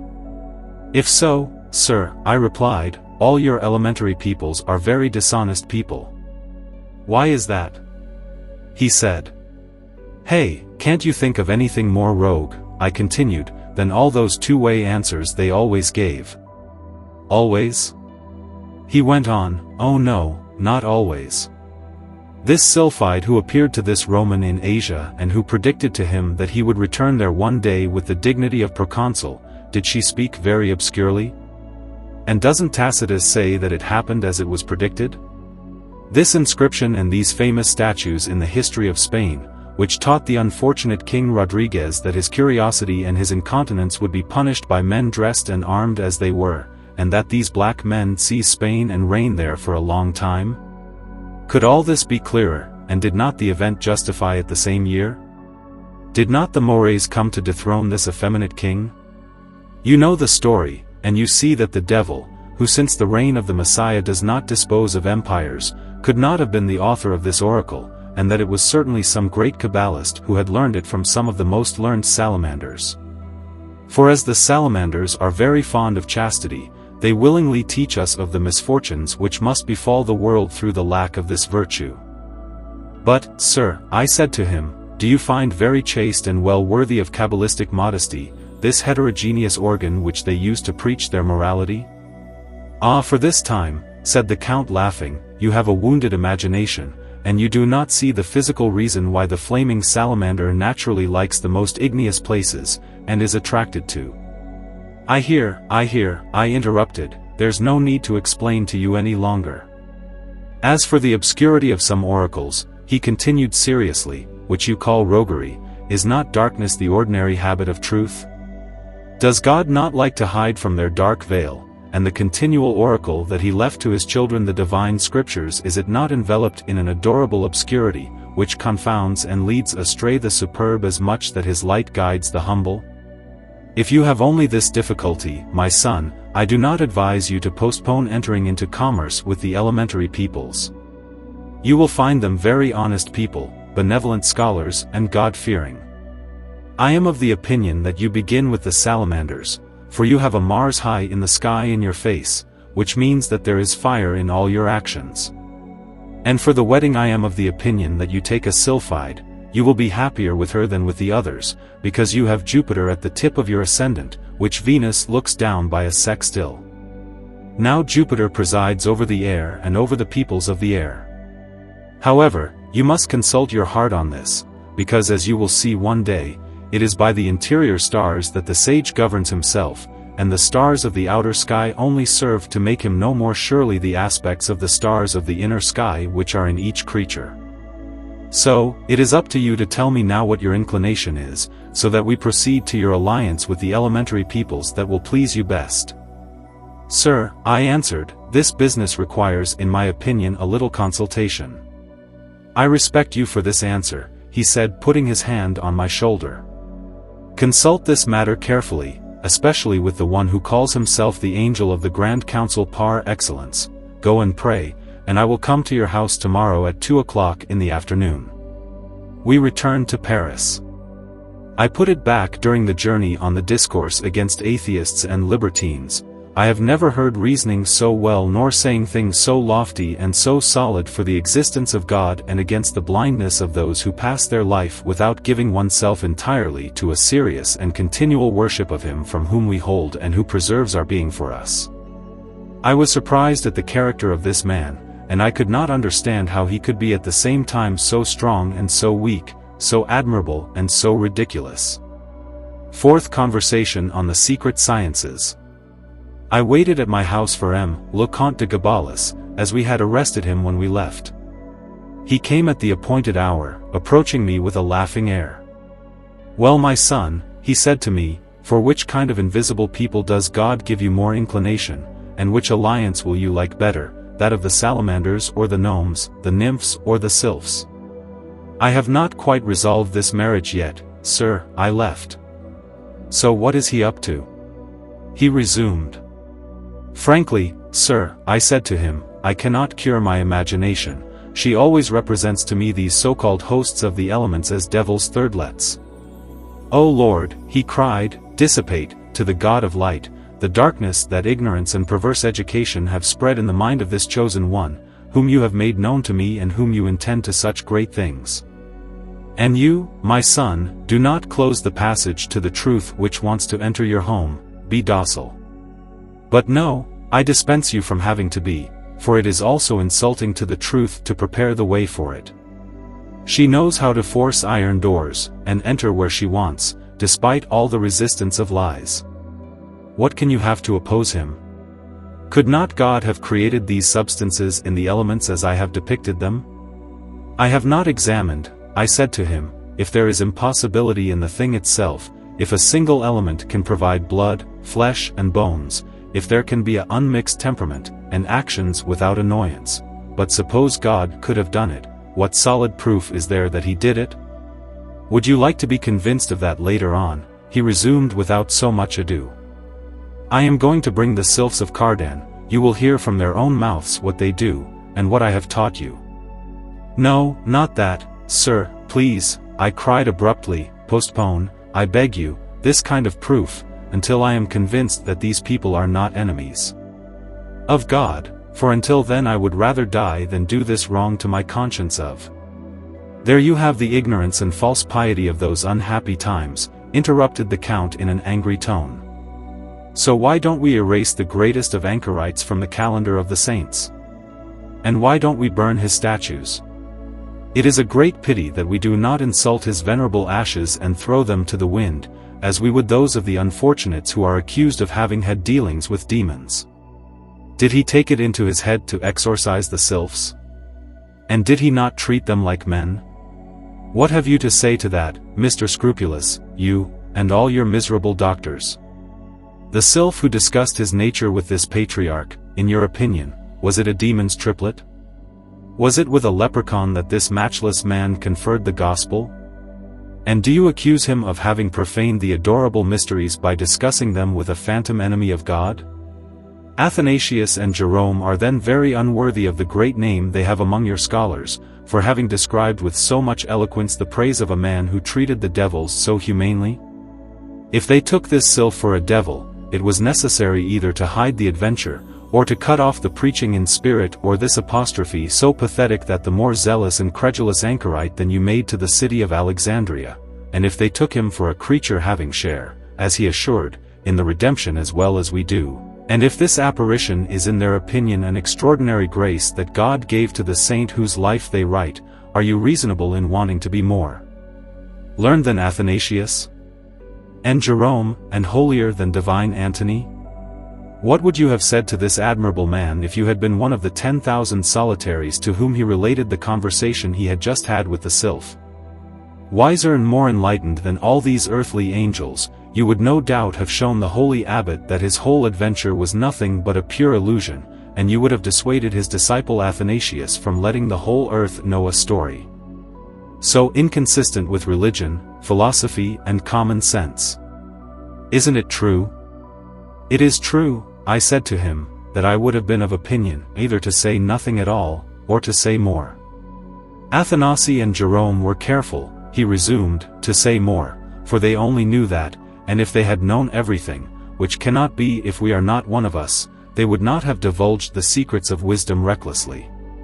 But why, I went on, didn't this sylph propose to Saint Anthony what you are proposing to me today? What, said the Count laughing, the wedding? Ah, would that have been good? It is true, I resumed, that apparently the good man did not accept the party. No, certainly not, said the Count, because it would have been tempting God to marry at that age and to ask him for children.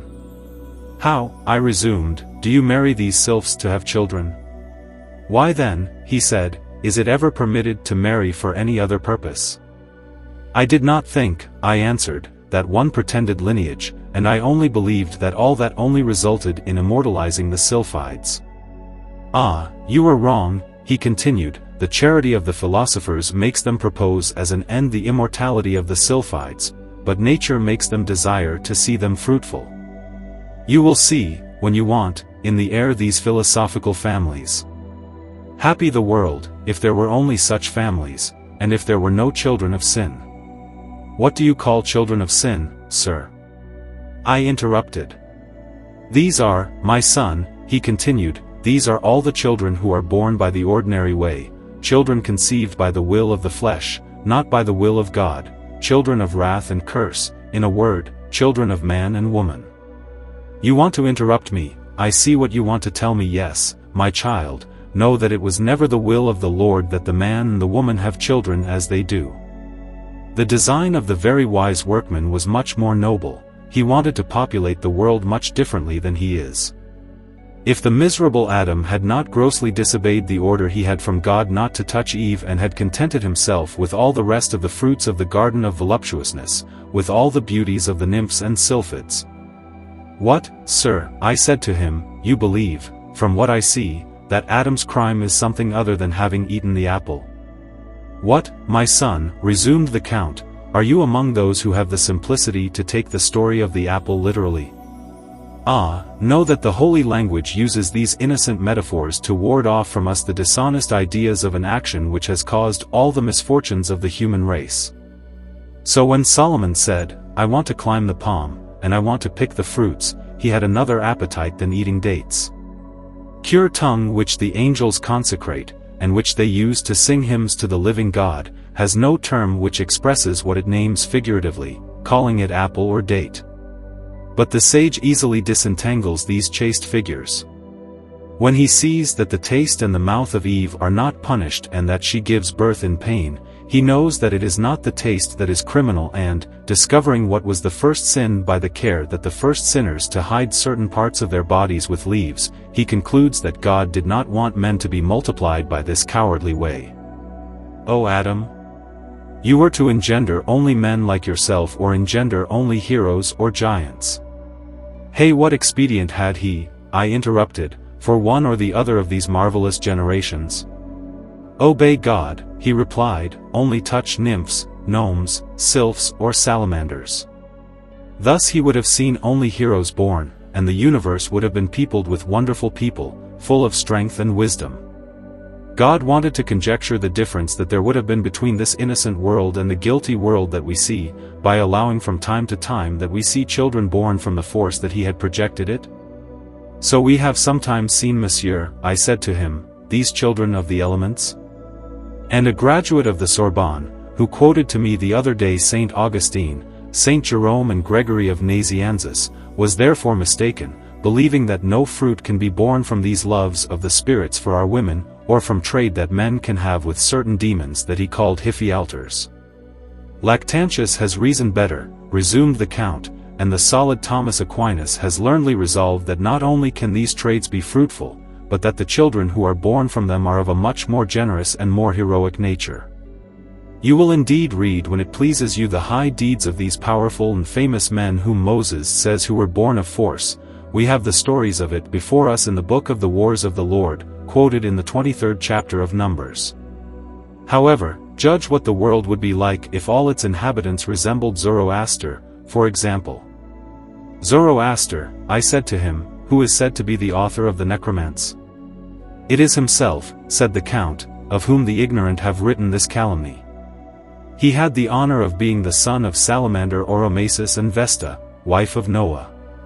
He lived 1200 years, the wisest monarch in the world, and then was kidnapped by his father Oromasis in the region of Salamanders. I have no doubt, I said to him, that Zoroaster is with the Salamander Oromasis in the region of fire, but I would not want to do Noah the outrage you are doing him. The outrage is not so great as you might think, resumed the Count. All these patriarchs held it to great honor to be the putative fathers of the children, that the children of God wanted to have from their wives, but this is still too strong for you. Back to Oromasis, he was loved by Vesta, wife of Noah. This Vesta, being dead, was the tutelary genius of Rome, and the sacred fire which she wanted virgins to keep so carefully was in honor of the salamander her lover. Besides Zoroaster, there was born of their love a daughter of rare beauty and extreme wisdom. It was the divine Egeria, from whom Numa Pompilius received all the laws. She forced Numa, whom she loved, to build a temple in Vesta, her mother, where the sacred fire would be maintained in honor of her father Oromasis. This is the truth of the fable, that Roman poets and historians have told of this nymph Egeria. Guillaume Postel, the least ignorant of all those who have studied the Kabbalah in ordinary books, knew that Vesta was Noah's wife, but he did not know that Egeria was daughter of this Vesta, and not having read the secret books of the Old Cabal, of which the Prince de la Mirande bought a copy so dearly, he confused things and only believed that Egeria was the good genius of Noah's wife. We learn in these books that Egeria was conceived on the water when Noah was wandering on the avenging waves that flooded the universe. The women were then reduced to this small number who fled in the cabalistic ark, that this fruitful father of the world had built, this great man groaning to see the terrible punishment with which the Lord punished the crimes caused by the love that Adam had had for his Eve, seeing that Adam had lost his posterity by preferring Eve to the daughters of the elements, and by taking her away to that of the salamanders or the sylphs who would have known how to make her love him. Noah, I say, having become wise by the fatal example of Adam, consented that Vesta his wife should give herself to the salamander Oromasis, prince of igneous substances, and persuaded his 3 other children to also cede their 3 wives to the princes of the other 3 elements. The universe was in a short time repopulate with heroic men so learned, so beautiful, so admirable, that their posterity, dazzled by their virtues, took them for divinities. One of Noah's children, rebellious at his father's counsel, could not resist the attractions of his wife any more than Adam the charms of his Eve, but as Adam's sin had blackened all the souls of his descendants, the lack of complacency that Cham had for the sylphs marked all his dark posterity. From this comes, say our Kabbalists, the horrible complexion of the Ethiopians and of all those hideous peoples, who are commanded to dwell under the torrid zone, as a punishment for the profane ardor of their father. These are very particular traits, sir, I said, admiring the bewilderment of this man, and your cabal is of marvelous use in clearing up antiquity. Wonderful, he resumed gravely, and without it, scripture, history, fable and nature are obscure and unintelligible. You believe, for example, that the insult that Ham made to his father is such as it seems to the letter. Really it is quite another thing. Noah left the ark and, seeing that Vesta, his wife, was only embellishing by the intercourse she had with her lover Oromasis, became passionate for her again. Cham, fearing that her father was still going to populate the land of children as black as his Ethiopians, took his time, one day when the good old man was full of wine, and castra him without mercy. You laugh? I laugh at Cham's indiscreet zeal, I tell him. We must rather admire, resumed the Count, the honesty of the salamander Oromasis, that jealousy did not prevent from having pity on the disgrace of his rival. He taught his son Zoroaster, otherwise called Japhet, the name of the Almighty God who expresses his eternal fertility, Japhet pronounced 6 times, alternately with his brother Sem, walking backwards towards the patriarch, the fearsome name Jabamiab, and they restored the old man whole. This story, misunderstood, made the Greeks say that the oldest of the gods had been castrated by one of his children, but here is the truth of the matter. From where all can see how much the morality of the people of the fire is more human than ours, and even more than that of the people of the air or the water, for the jealousy of these is cruel, as the divine Paracelsus showed us in an adventure which he relates, and which was seen by the whole town of Stauffenberg. A philosopher, with whom a nymph had entered into commerce for immortality, was dishonest enough a man to love a woman.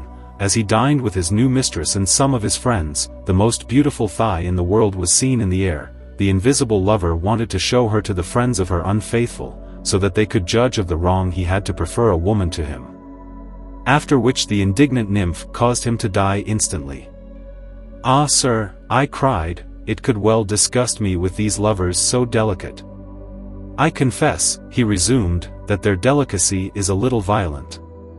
But if we have seen among our wives irritated lovers putting their perjured lovers to death, we must not be surprised that these lovers, so beautiful and so faithful, lose their temper when they are betrayed, all the more so since they require of men only to abstain from women, whose faults they cannot bear, and that they allow us to love among them as many as we please.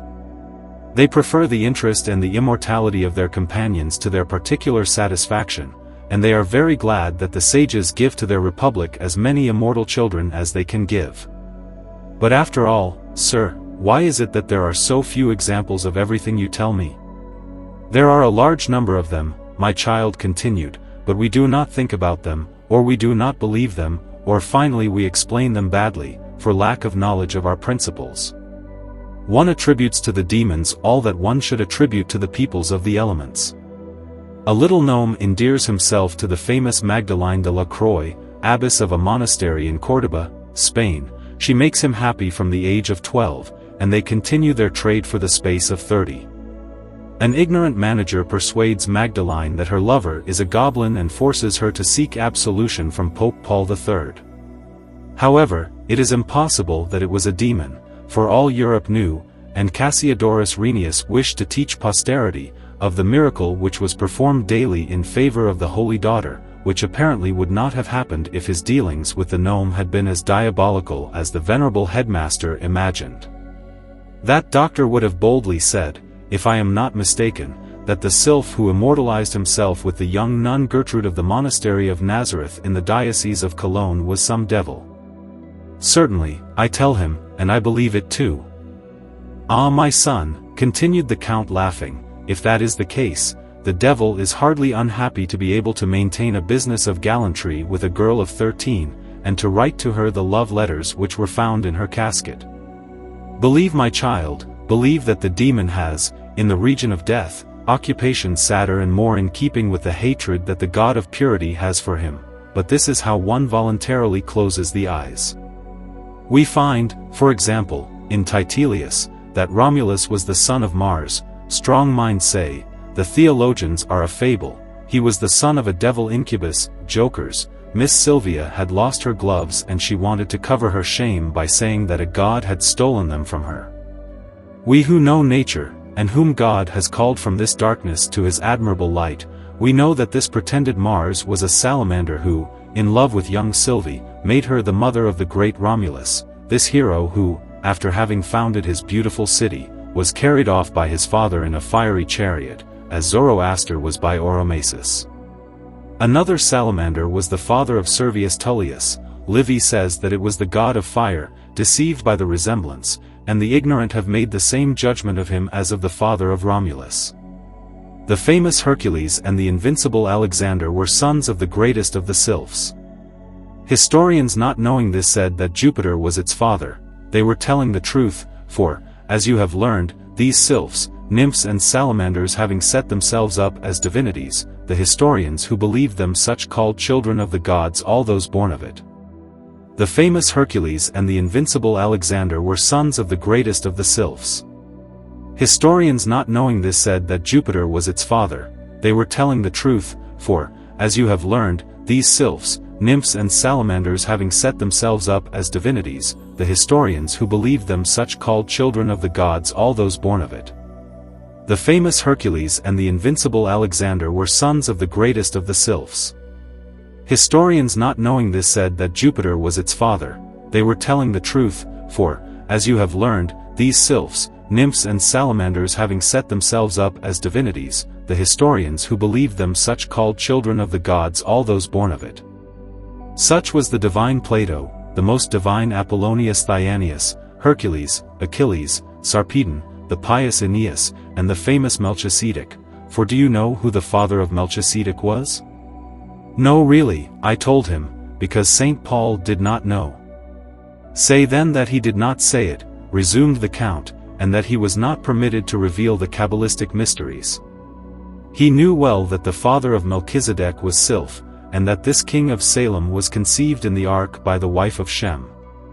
The manner of sacrificing of this pontiff was the same as his cousin Egeria taught King Numa, as well as the adoration of a sovereign divinity without image and without statue, on account of which the Romans, who had become idolaters, some time later burned the holy books of Numa that Egeria had dictated.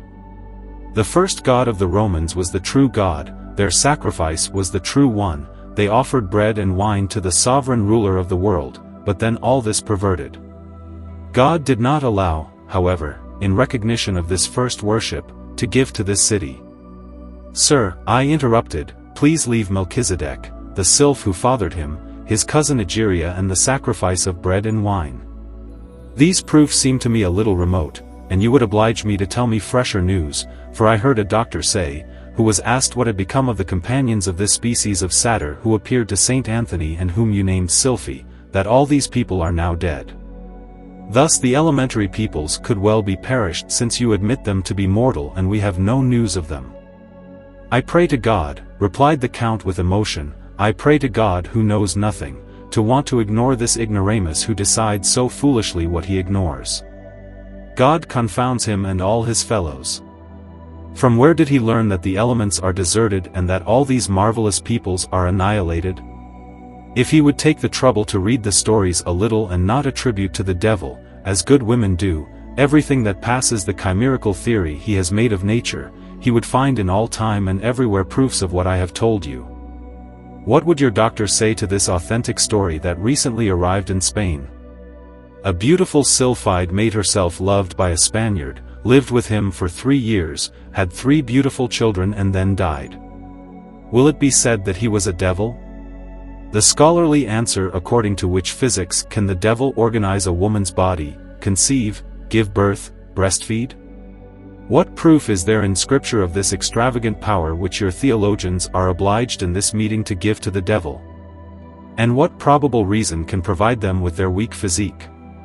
The Jesuit Del Rio, as he is in good faith, naively recounts several of these adventures and, without bothering with physical reasons, gets out of the difficulty by saying that these Sylphides were demons. So true it is that your greatest doctors know no more often than mere women, so much it is true that God loves to withdraw into his nebulous throne and, thickening the darkness that surrounds his redoubtable majesty, he dwells in an inaccessible light and allows his truths to be seen only by the humble of heart. Learn to be humble, my son, if you want to penetrate this sacred darkness that surrounds the truth. Learn from the sages not to give the demons any power in nature, since the fatal stone enclosed them in the pit of the abyss.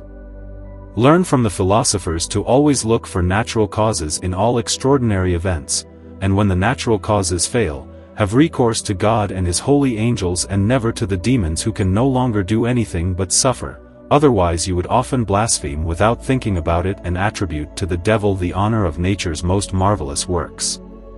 If you want to penetrate this sacred darkness which surrounds the truth, learn from the sages not to give the demons any power in nature, since the fatal stone enclosed them in the pit of the abyss. Learn from the philosophers to always look for natural causes in all extraordinary events, and when the natural causes fail, have recourse to God and his holy angels and never to the demons who can no longer do anything but suffer.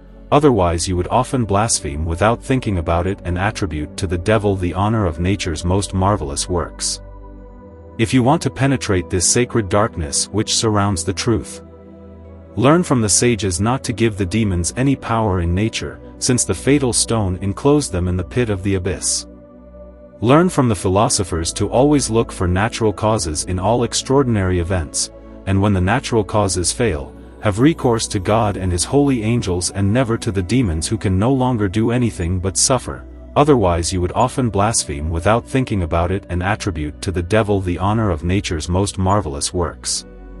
Learn from the philosophers to always look for natural causes in all extraordinary events, and when the natural causes fail, have recourse to God and his holy angels and never to the demons who can no longer do anything but suffer. Otherwise you would often blaspheme without thinking about it and attribute to the devil the honor of nature's most marvelous works. Learn from the philosophers to always look for natural causes in all extraordinary events, and when the natural causes fail, have recourse to God and his holy angels and never to the demons who can no longer do anything but suffer. Otherwise you would often blaspheme without thinking about it and attribute to the devil the honor of nature's most marvelous works. When you were told, for example, that the divine Apollonius Thyanius was conceived without the operation of any man, and that one of the highest salamanders descended to immortalize himself with his mother, you would say that this salamander was a demon, and you would give the glory to the devil of the generation of one of the greatest men who have come out of our philosophical marriages? But sir, I interrupted, this Apollonius is reputed among us for a great wizard, and that is all the good that is said of him. Here, continued the Count, is one of the most admirable effects of ignorance and bad education. Because you hear your nurse tell sorcerers' tales, anything extraordinary can only have the devil as its author. The greatest doctors do their best, they won't be believed if they don't talk like our nurses. Apollonius was not born of a man, he hears the language of the birds, it is seen on the same day in various places in the world, he disappears before the Emperor Domitian who wants to have him mistreated, he resuscitates a girl by the virtue of onomants. He said at Ephesus in an assembly of all Asia that at this same hour the tyrant was killed in Rome. It is a question of judging this man, the nurse says, he is a sorcerer. Saint Jerome and Saint Justin the martyr say that he is only a great philosopher. Jerome, Justin and we Kabbalists will be visionaries, and the Sissi will prevail. Ah, may the ignorant perish in his ignorance, but you, my child, save yourself from shipwreck, when you read that the famous Merlin was born without the operation of any man, of a nun, daughter of the king of the Great Brittany and predicted the future more clearly than a Tiresi, do not say with the people that he was the son of a demon incubus, since there never was one, nor that he prophesied by the art of demons, since the demon is the most ignorant of all creatures, following the holy Kabbalah. Say with the wise, that the English princess was consoled in her solitude by a sylph who took pity on her, that he took care to entertain her, that he knew how to please her. Neither do you insult the counts of Cleves by saying that the devil is their father, and have a better opinion of the sylph, whom history says, who comes to Cleves on a miraculous ship drawn by a swan, who was there tied with a silver chain.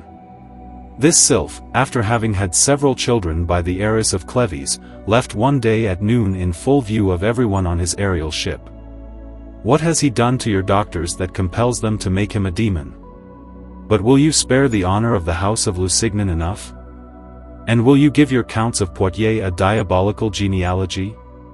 How about their famous mother? I believe, sir, I interrupted, that you are going to tell me Melusines tales.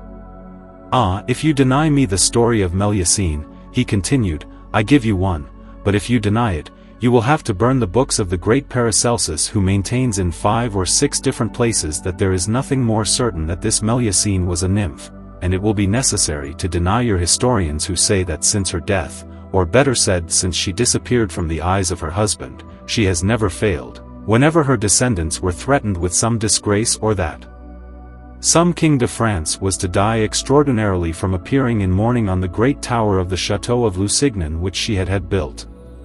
You will have a quarrel with all those who descend from this nymph or who are allies of her house, if you persist in maintaining that she was a devil. Do you think, sir, I said to him, that these lords prefer to be from the sylphs? They would like it better, no doubt, he replied, if they knew what I am telling you, and they would hold these extraordinary births in great honor. They would know if they had any light of Kabbalah, that this kind of generation being more conformable to the manner in which God intended at the beginning that the world should multiply, the children who are born of it are happier, more valiant, wiser, more renowned and more blessed by God. Is it not more glorious for these illustrious men to descend from these creatures so perfect, so wise and so powerful, than from some filthy elf or some infamous Asmodeus? Sir, I said to him, our theologians are careful not to say that the devil is the father of all these men who are born without anyone knowing who brings them into the world. They recognize that the devil is a spirit, and therefore cannot beget. Gregory of Nice, continued the Count, does not say that because he holds that demons multiply among themselves like men. We are not of his opinion, I replied, but it happens, say our doctors, that. Ah, don't say, interrupted the Count, don't say what they say, or you would say something very dirty and very dishonest like them. What abominable defeat did they find there? It is astonishing how they all unanimously embraced this filth, and how they took pleasure in posting goblins to ambushes to profit from the idle brutality of the solitaires, and promptly bring into the world these miraculous men whose illustrious memory they blacken. By such an ugly original do they call that philosophizing? Is it worthy of God, to say that he has this kindness for the devil to favor these abominations, to grant them the grace of fruitfulness which he has refused to great saints, and to reward these filths by creating for these embryos of iniquity more heroic souls than for those who have been formed in the chastity of a legitimate marriage? Is it worthy of religion to say, as your doctors do, that the devil can by this detestable artifice make a virgin pregnant during sleep without prejudice to her virginity, which is as absurd as the story that Thomas Aquinas, moreover a very solid author and who knew a little of the Kabbalah, forgets himself enough to tell in his sixth that the demon can by this detestable artifice make a virgin pregnant during sleep without prejudice to her virginity, which is as absurd as the story that Thomas Aquinas, moreover a very solid author and who knew a little of the Kabbalah, forgets himself enough to tell in his sixth that the demon can by this detestable artifice make a virgin pregnant during sleep without prejudice to her virginity, which is as absurd as the story that Thomas Aquinas, moreover a very solid author and who knew a little of the Kabbalah, forgets himself enough to tell in his sixth quodlibet, of a girl lying with her father, to whom he makes happen the same adventure that some heretical rabbis say that happened to the daughter of Jeremiah, to whom they caused the great Kabbalist Ben Sirah to conceive by entering the bath after the prophet. I'd swear this impertinence was dreamed up by some. If I dared, sir, to interrupt your declamation, I said to him, I would confess to appease you that it would be to wish that our doctors had imagined some solution whose pure ears like yours would be less offended. Or else they had to completely deny the facts on which the question is based. Good expedient, continued the Count, the means of denying constant things? Put yourself in the place of an ermine-furred theologian, and suppose that happy Dan Huserus comes to you as the oracle of his religion. In this place a lackey came to tell me that a young lord was coming to see me. I don't want him to see me, said the Count. I beg your pardon, sir, I said to him, you can well judge in the name of this lord, that I cannot make it known that no one sees me, therefore take the trouble to enter this closet. It's not worth it, he said, I'm going to make myself invisible. Ah sir, I'll write to myself, enough devilry, please, I don't hear any raillery on that. What ignorance, said the Count, laughing and shrugging his shoulders, not to know that to be invisible you only have to put before you the opposite of light. My bedroom, I begged her forgiveness and did not speak to her of my adventure. Fifth conversation on the secret sciences. The great lord having gone out, I found the Comte de Gabalis coming to see him back to my room. It is a great pity, he said to me, that this lord who has just left you will one day be one of the 72 princes of the Sanhedrin of the new law, for otherwise he would be a great subject for holy Kabbalah. He has a clear, vast, sublime and bold mind. Here is a figure of geomants which I have just cast for him, while you were talking together. I have never seen happier points which mark such a beautiful soul. See this mother, what magnanimity she gives him. This daughter will procure for him the purple. I resent it and fortune because they take away from philosophy a subject which perhaps would surpass you. But where were we when he came? You spoke to me, sir, I said to him, of a blessed that I have never seen in the Roman calendar. It seems to me that you named him Dan Huserus. Ah, I remember, he went on, I told you to put yourself in the place of one of your doctors and to suppose that the happy Dan Huserus comes to reveal his conscience to you and says to you, Sir, I come from beyond the mountains, to the noise of your science. I have a little scruple which pains me. There is in a mountain of Italy a nymph who holds her court there, 1,000 nymphs serve her, almost as beautiful as she, very well-made men, very learned and very honest people come there from all the habitable earth. They love these nymphs and are loved by them. They lead there the sweetest life in the world. They have very beautiful children of what they love. They adore the living God. They harm no one. They hope for immortality. I was walking one day in this mountain. I no longer like the nymph queen. She makes herself visible, shows me her charming court. The wise, who realize that she loves me, respect me almost as their prince.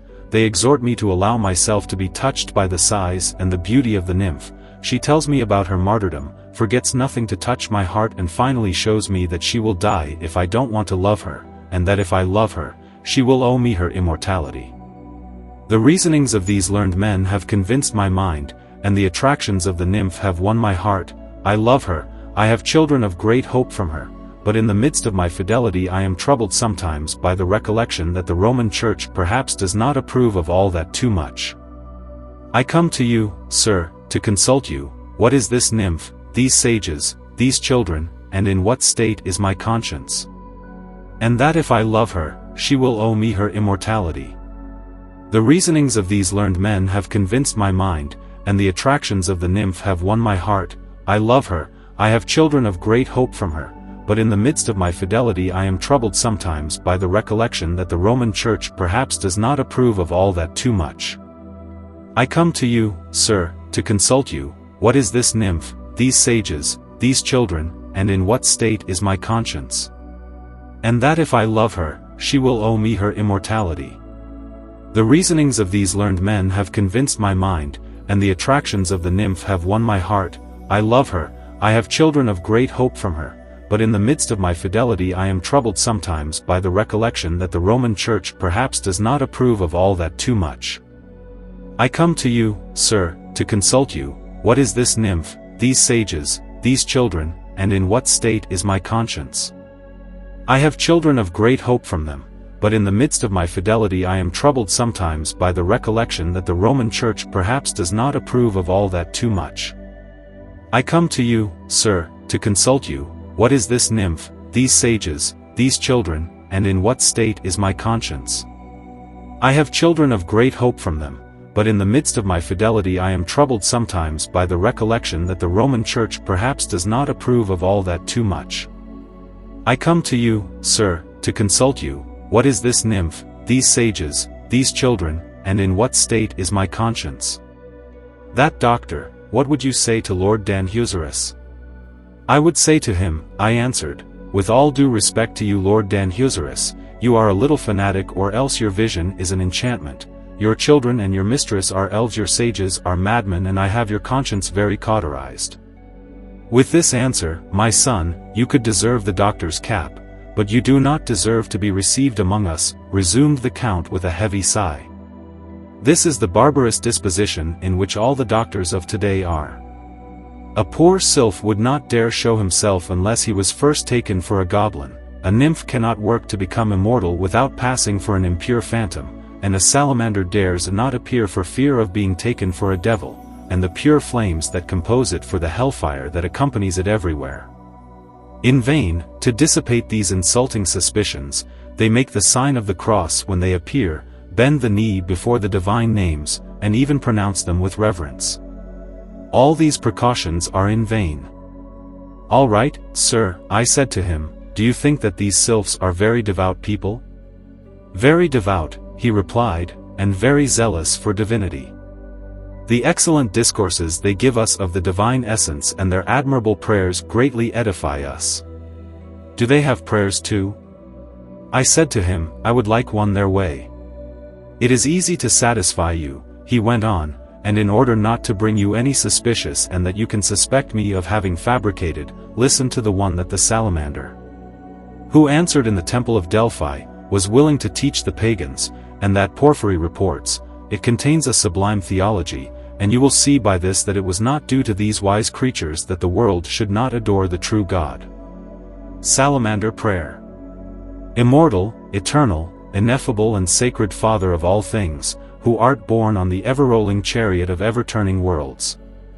Dominator of the ethereal fields, where is raised the throne of your power, from the height of which your formidable eyes discover all, and your beautiful and holy ears listen to all. Hear your children whom you have loved from the birth of the ages, for your golden and great and eternal majesty shines above the world and the sky of stars. You are lifted up on them, O sparkling fire. There you kindle and sustain yourself by your own splendor, and from your essence flow inexhaustible streams of light which nourish your infinite spirit. This infinite spirit produces all things and makes this inexhaustible treasure of matter, which cannot fail the generation which always surrounds it because of the numberless forms with which it is pregnant, and with which you filled it in the beginning. From this spirit also originate those most holy kings who stand around your throne, and who compose your court, O universal Father. O unique. O Father of the blessed mortals and immortals. You created in particular powers which are marvelously similar to the eternal roof thought, and to your adorable essence. You have established them above the angels who announce your wills to the world. Finally you have created for us a third kind of rulers in the elements. Our continual exercise is to praise you and adore your desires. We burn with the desire to possess you, O Father, O most tender mother of mothers. O admirable example of the feelings and tenderness of mothers. O Son, the flower of all sons. O form of all forms. Soul, spirit, harmony and number of all things. What do you say to this prayer of the salamanders? Isn't she very learned, well brought up and very devout? And moreover very obscure, I answered. I had heard her paraphrase a preacher who thereby proved that the devil, among other vices he has, is above all a great hypocrite. Well, cried the Count, what resource do you have then, poor elementary people? You speak marvels of the nature of God, of the Father, of the Son, of the Holy Spirit, of the assisting intelligences, of the angels, of the heavens. You make admirable prayers and teach them to men, and, after all, you are only hypocritical elves. Monsieur, I interrupted, you don't give me pleasure in shouting at these people like that. Well, my son, he continued, do not fear that I call them, but that your weakness at least prevent you from being surprised in the future that you do not see as many examples as you wanted of them. Their alliance with men. Alas, where is the woman whose imagination your doctors have not spoiled, who does not look upon this trade with horror and who does not tremble at the sight of a sylph? Where is the man who does not run away from seeing them, if he prides himself on being a good man? Do we very rarely find an honest man who wants their familiarity? And are there only the debauched or the miserly, or the ambitious or the rascals who seek this honor, which they will nevertheless never have? Long live God, because the fear of the Lord is the beginning of the wisdom.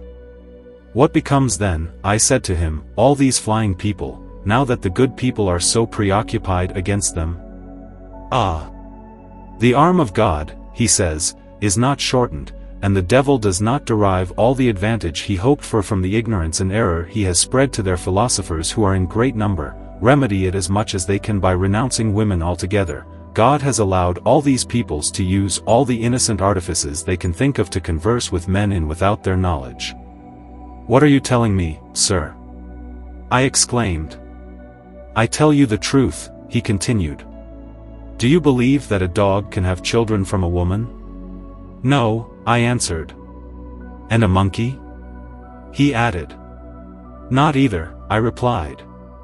And a bear? He continued. Neither dog, nor bear, nor monkey, I said to him, that is undoubtedly impossible, against nature, against reason and common sense. Very well, said the Count, but weren't the kings of the Goths born of a bear and a Swedish princess?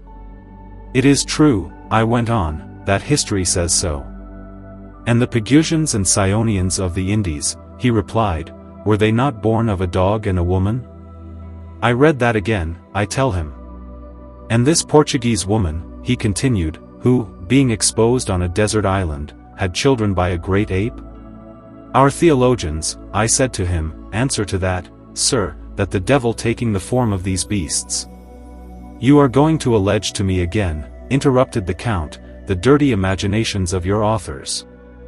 Understand then, once and for all, that the sylphs, seeing that we take them for demons when they appear in human form, to diminish this aversion we have of them, take the figure of these animals and thus accommodate themselves to the bizarre weakness of women who would have a horror of a handsome sylph and who don't care so much for a dog or a monkey. I could tell you several stories about these little Bologna dogs with certain maidens around the world, but I have a greater secret to teach you. Know, my son, that so and so believes he is the son of a man who is the son of a sylph. One thinks he is with his wife who, without thinking about it, immortalizes a nymph. Such a woman thinks of kissing her husband who holds a salamander in his arms, and such a girl would swear when she wakes up that she is a virgin who has had an honor during her sleep which she does not suspect. Thus the devil and the ignorant are equally deceived. What? Could not the demon, said I to him, wake up this sleeping girl, to prevent this salamander from becoming immortal? He could, replied the Count, if the sages did not order it. Would we teach all these people the means to bind the demons and to oppose their effort? Didn't I tell you the other day that the sylphs and other elemental lords are only too happy that we want to show them the cabal? Without us the devil, their great enemy, would worry them greatly, and they would have difficulty in immortalizing themselves without the knowledge of the girls. I cannot, I say, sufficiently admire the profound ignorance in which we live. It is believed that the powers of the air sometimes help lovers achieve what they desire. The thing is therefore quite different. The powers of the air need men to serve them in their loves. You said it, my son, continued the Count, the sage gives help to these poor people without him too unhappy and too weak to be able to resist the devil, but also when a sylph learned from us to pronounce cabalistically the powerful name Nemamiha, and combining it in the forms with the delicious name Eliel, all the powers of darkness flee, and the sylph peacefully enjoys what he loves. Thus was immortalized this ingenious sylph who took the form of the lover of a young lady from Seville. The story is well known. The young Spaniard was beautiful, but as cruel as she was beautiful. A Castilian horseman, who loved him uselessly, took the resolution to leave one morning without saying a word, and to go traveling until he was cured of his useless passion. A sylph, finding the beauty to his liking, decided to take time and arm himself with everything that one of ours taught him to defend himself from the crosses that the devil, envious of his happiness, could have caused him. He goes to see the young lady in the form of the distant lover, he complains, he sighs, he is put off.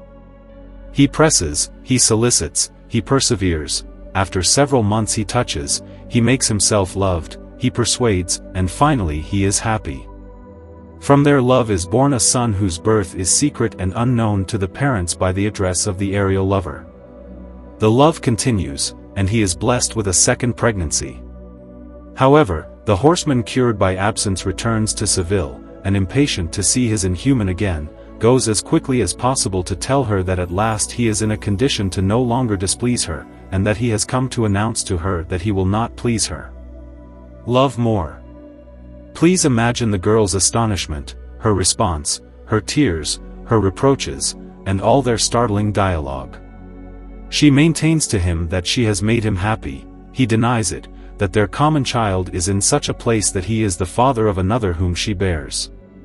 He persists in disavowing. She is upset, tears her hair, the parents come running to her cries, the desperate lover continues her complaints and her invectives. It is verified that the gentleman had been absent for 2 years, we look for the first child, we find him, and the second was born in his term. And the aerial lover, I interrupted, what character was he playing during all this? I can see, replied the Count, that you find it wrong that he abandoned his mistress to the rigor of his parents, or to the fury of the inquisitors, but he had a reason to complain of her.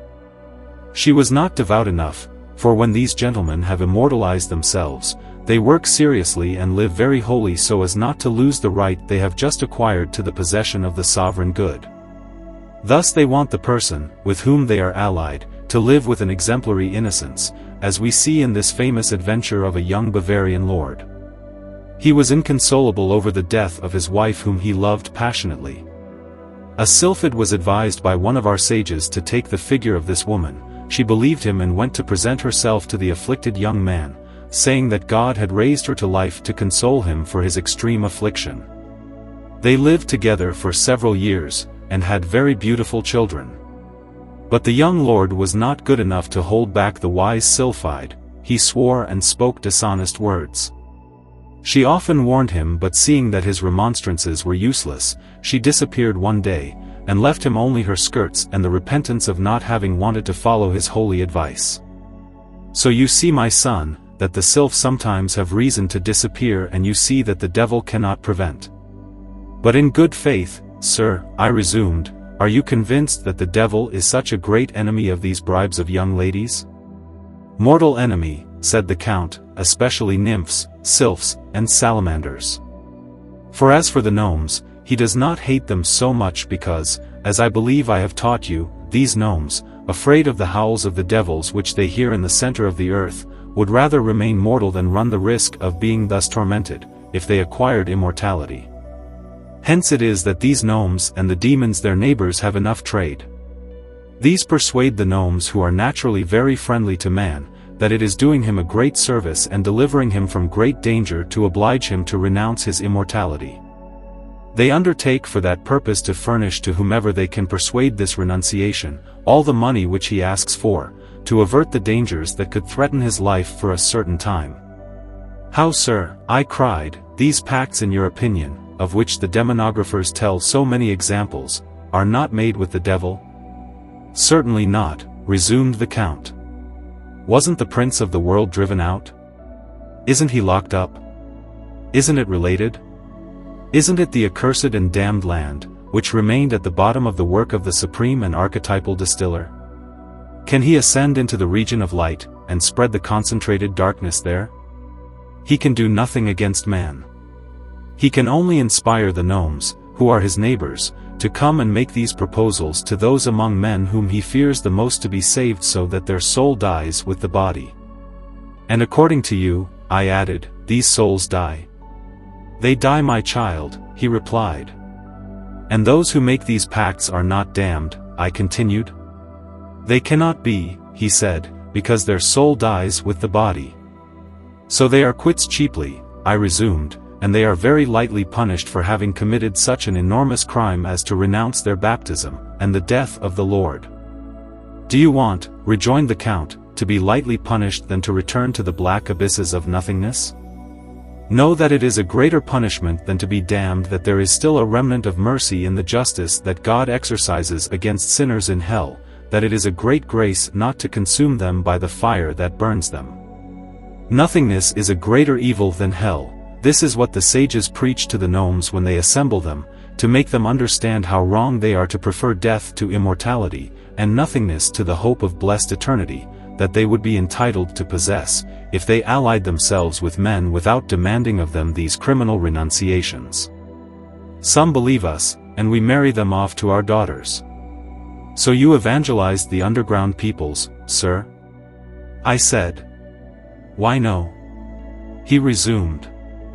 We are their teachers as well as people of fire, air and water, and philosophical charity spreads indiscriminately over all these children of God. As they are more subtle and more enlightened than ordinary men, they are more docile and more capable of discipline, and they listen to the divine truths with a respect that delights us. It must be delightful indeed, I cried, laughing, to see a Kabbalist in the pulpit preaching to all these gentlemen. You will have the pleasure of it, my son, whenever you like, said the Count, and if you desire, I will assemble them this evening, and I will preach them at midnight. At midnight, I cried, I have heard that it is the hour of the Sabbath. The Count began to laugh. You remind me there, he said, of all the follies that the demonographers tell about this chapter of their imaginary Sabbath. I would like, for the rarity of the fact, that you believe them too. Ah, for the tales of the Sabbath, resumed I assure you that I do not believe one of them. You are doing well, my son, he said, because, once again, the devil does not have the power to play with the human race in this way, nor to make a pact with men, even less to make them adore them, as the inquisitors believe. What has given rise to this popular rumor is that the sages, as I have just told you, assemble the inhabitants of the elements to preach their mysteries and their morality to them. And as it usually happens that some gnome comes back from his gross error, understands the horrors of nothingness, and consents to being immortalized, he is given a daughter, he is married, the wedding is celebrated with all the rejoicing that conquest demands. What we just did.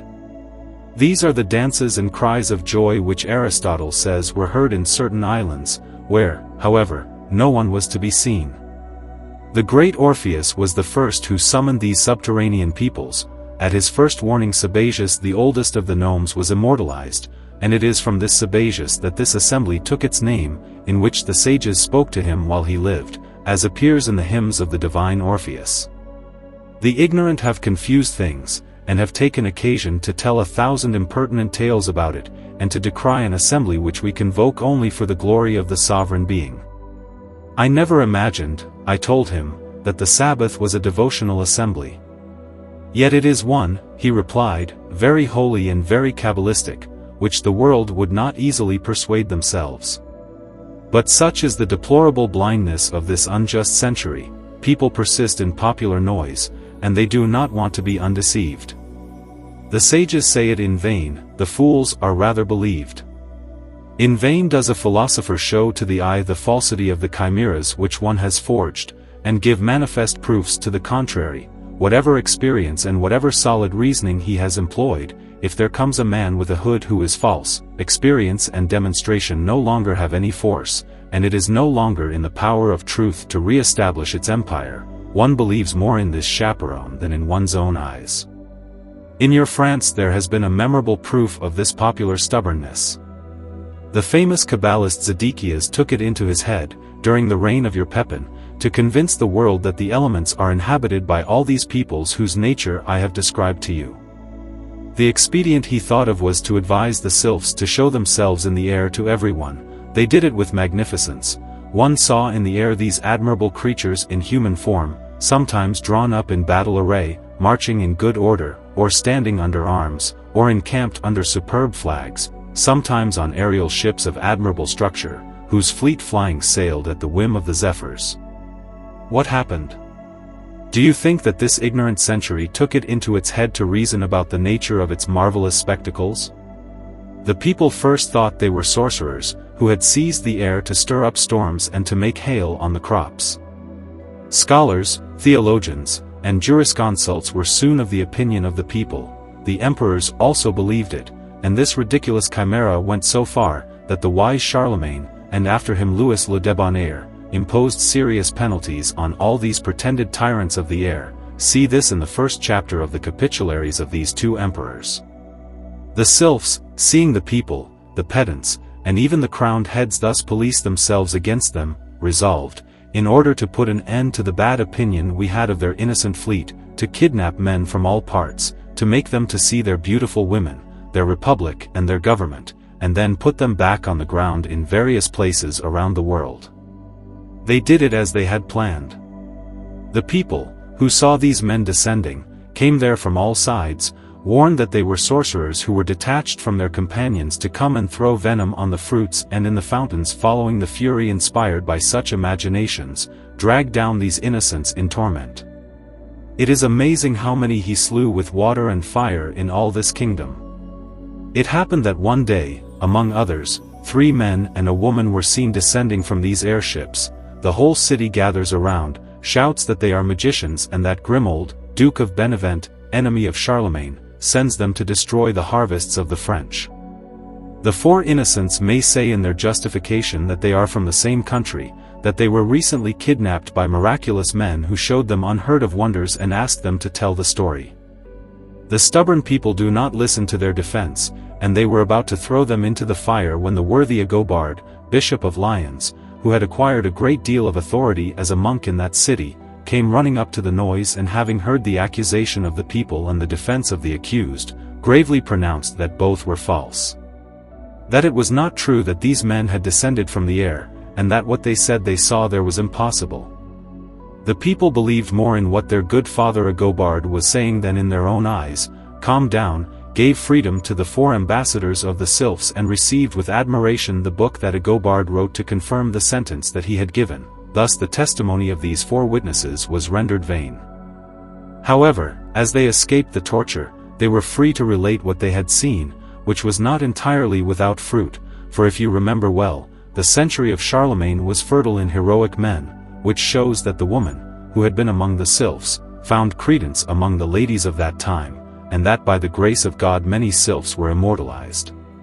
Several sylphides also became immortal by the account that these 3 men made of their beauty, which obliged the people of that time to apply themselves a little to philosophy, and from there came all those stories of the fairies which you find in the amorous legends of the century of Charlemagne and the following ones. All these so-called fairies were only sylphides and nymphs. Have you read those stories of heroes and fairies?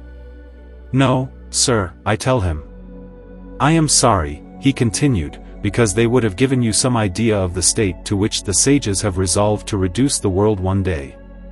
These heroic men, these loves of the nymphs, these journeys to earthly paradise, these palaces and enchanted woods, and all the charming adventures you see there, are only a small idea of the life led by the sages and of what the world will be like when they make wisdom reign there. We will only see the heroes there. The least of our children will be of the strength of Zoroaster, Apollonius, or Melchizedek, and most will be as perfect as the children that Adam had by Eve if he had not sinned with her. Didn't you tell me, sir, I interrupted, that God didn't want Adam and Eve to have children, that Adam should only touch sylphides, and that Eve should only think of someone? One of the sylphs or the salamanders?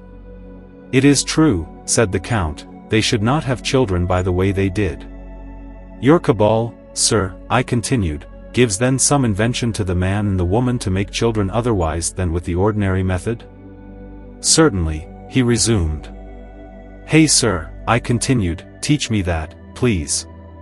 You won't know today, please, he said to me, laughing.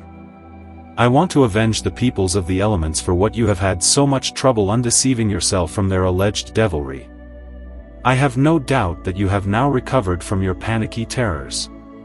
I therefore leave you to give you the leisure to meditate and deliberate before God, to what kind of elementary substances it will be more appropriate for His glory and yours to share your immortality. However, I'm going to meditate a bit for the speech you made me want to give last night at the Gnomes. Are you going, I said to him, to explain some chapter of Averroes to them? I believe, said the Count, something of that may well enter into it, for I intend to preach to them the excellence of man, to lead them to seek his alliance. And Averroes, after Aristotle, held two things which it will be good that I clarify. One was the nature of the understanding, and the other was the supreme good.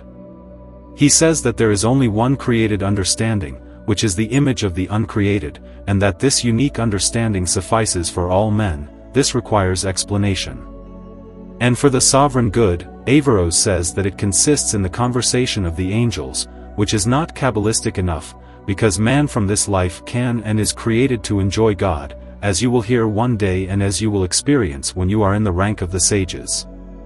Thus ended the interview with the Comte de Gabalis. He came back the next day and brought me the speech he had made to the underground peoples. It is wonderful. I would give it with the continuation of the conversations that a viscountess and I had with this great man, if I were sure that all my readers had the right spirit and did not find it bad that I am entertained at the expense of madmen.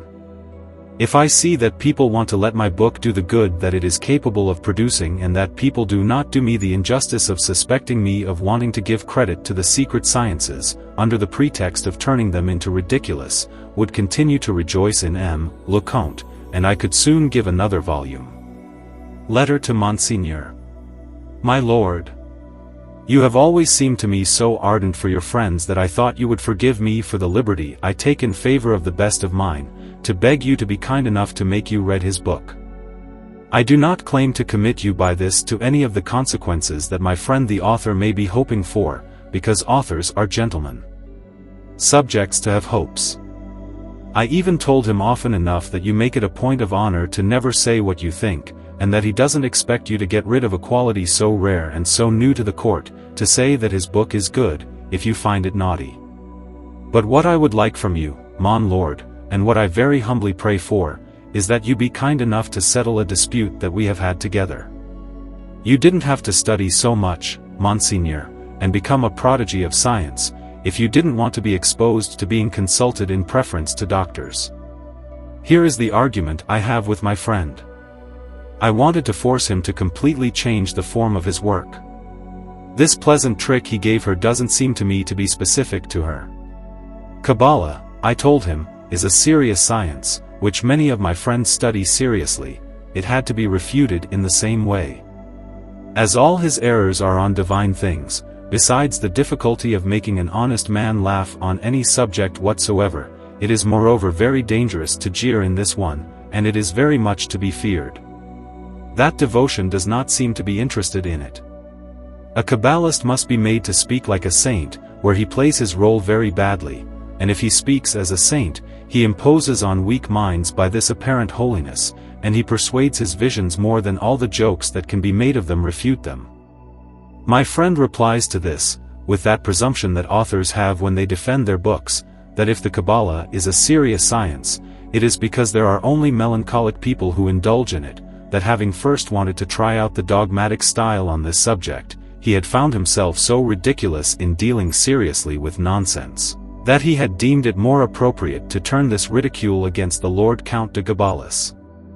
The Cabal, he says, is one of those chimeras, which one authorizes when one fights them seriously, and which one should undertake to destroy only by playing oneself. As he knows the Fathers well enough, he told me about Tertullian.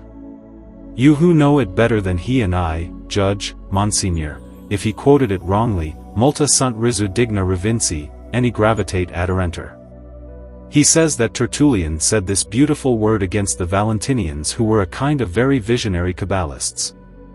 As for devotion, which is almost always present in all this work, it is an inevitable necessity, he says, that a Kabbalist speaks of God, but what is fortunate in this subject is that it is of an even more inevitable necessity, in order to preserve the Kabbalistic character, to speak of God only with extreme respect. Thus religion cannot receive any attack from it, and weak minds will be weaker than the Lord of Gabalis if they allow themselves to be enchanted by this extravagant devotion, or if the taunts that are made of it do not lift the charm.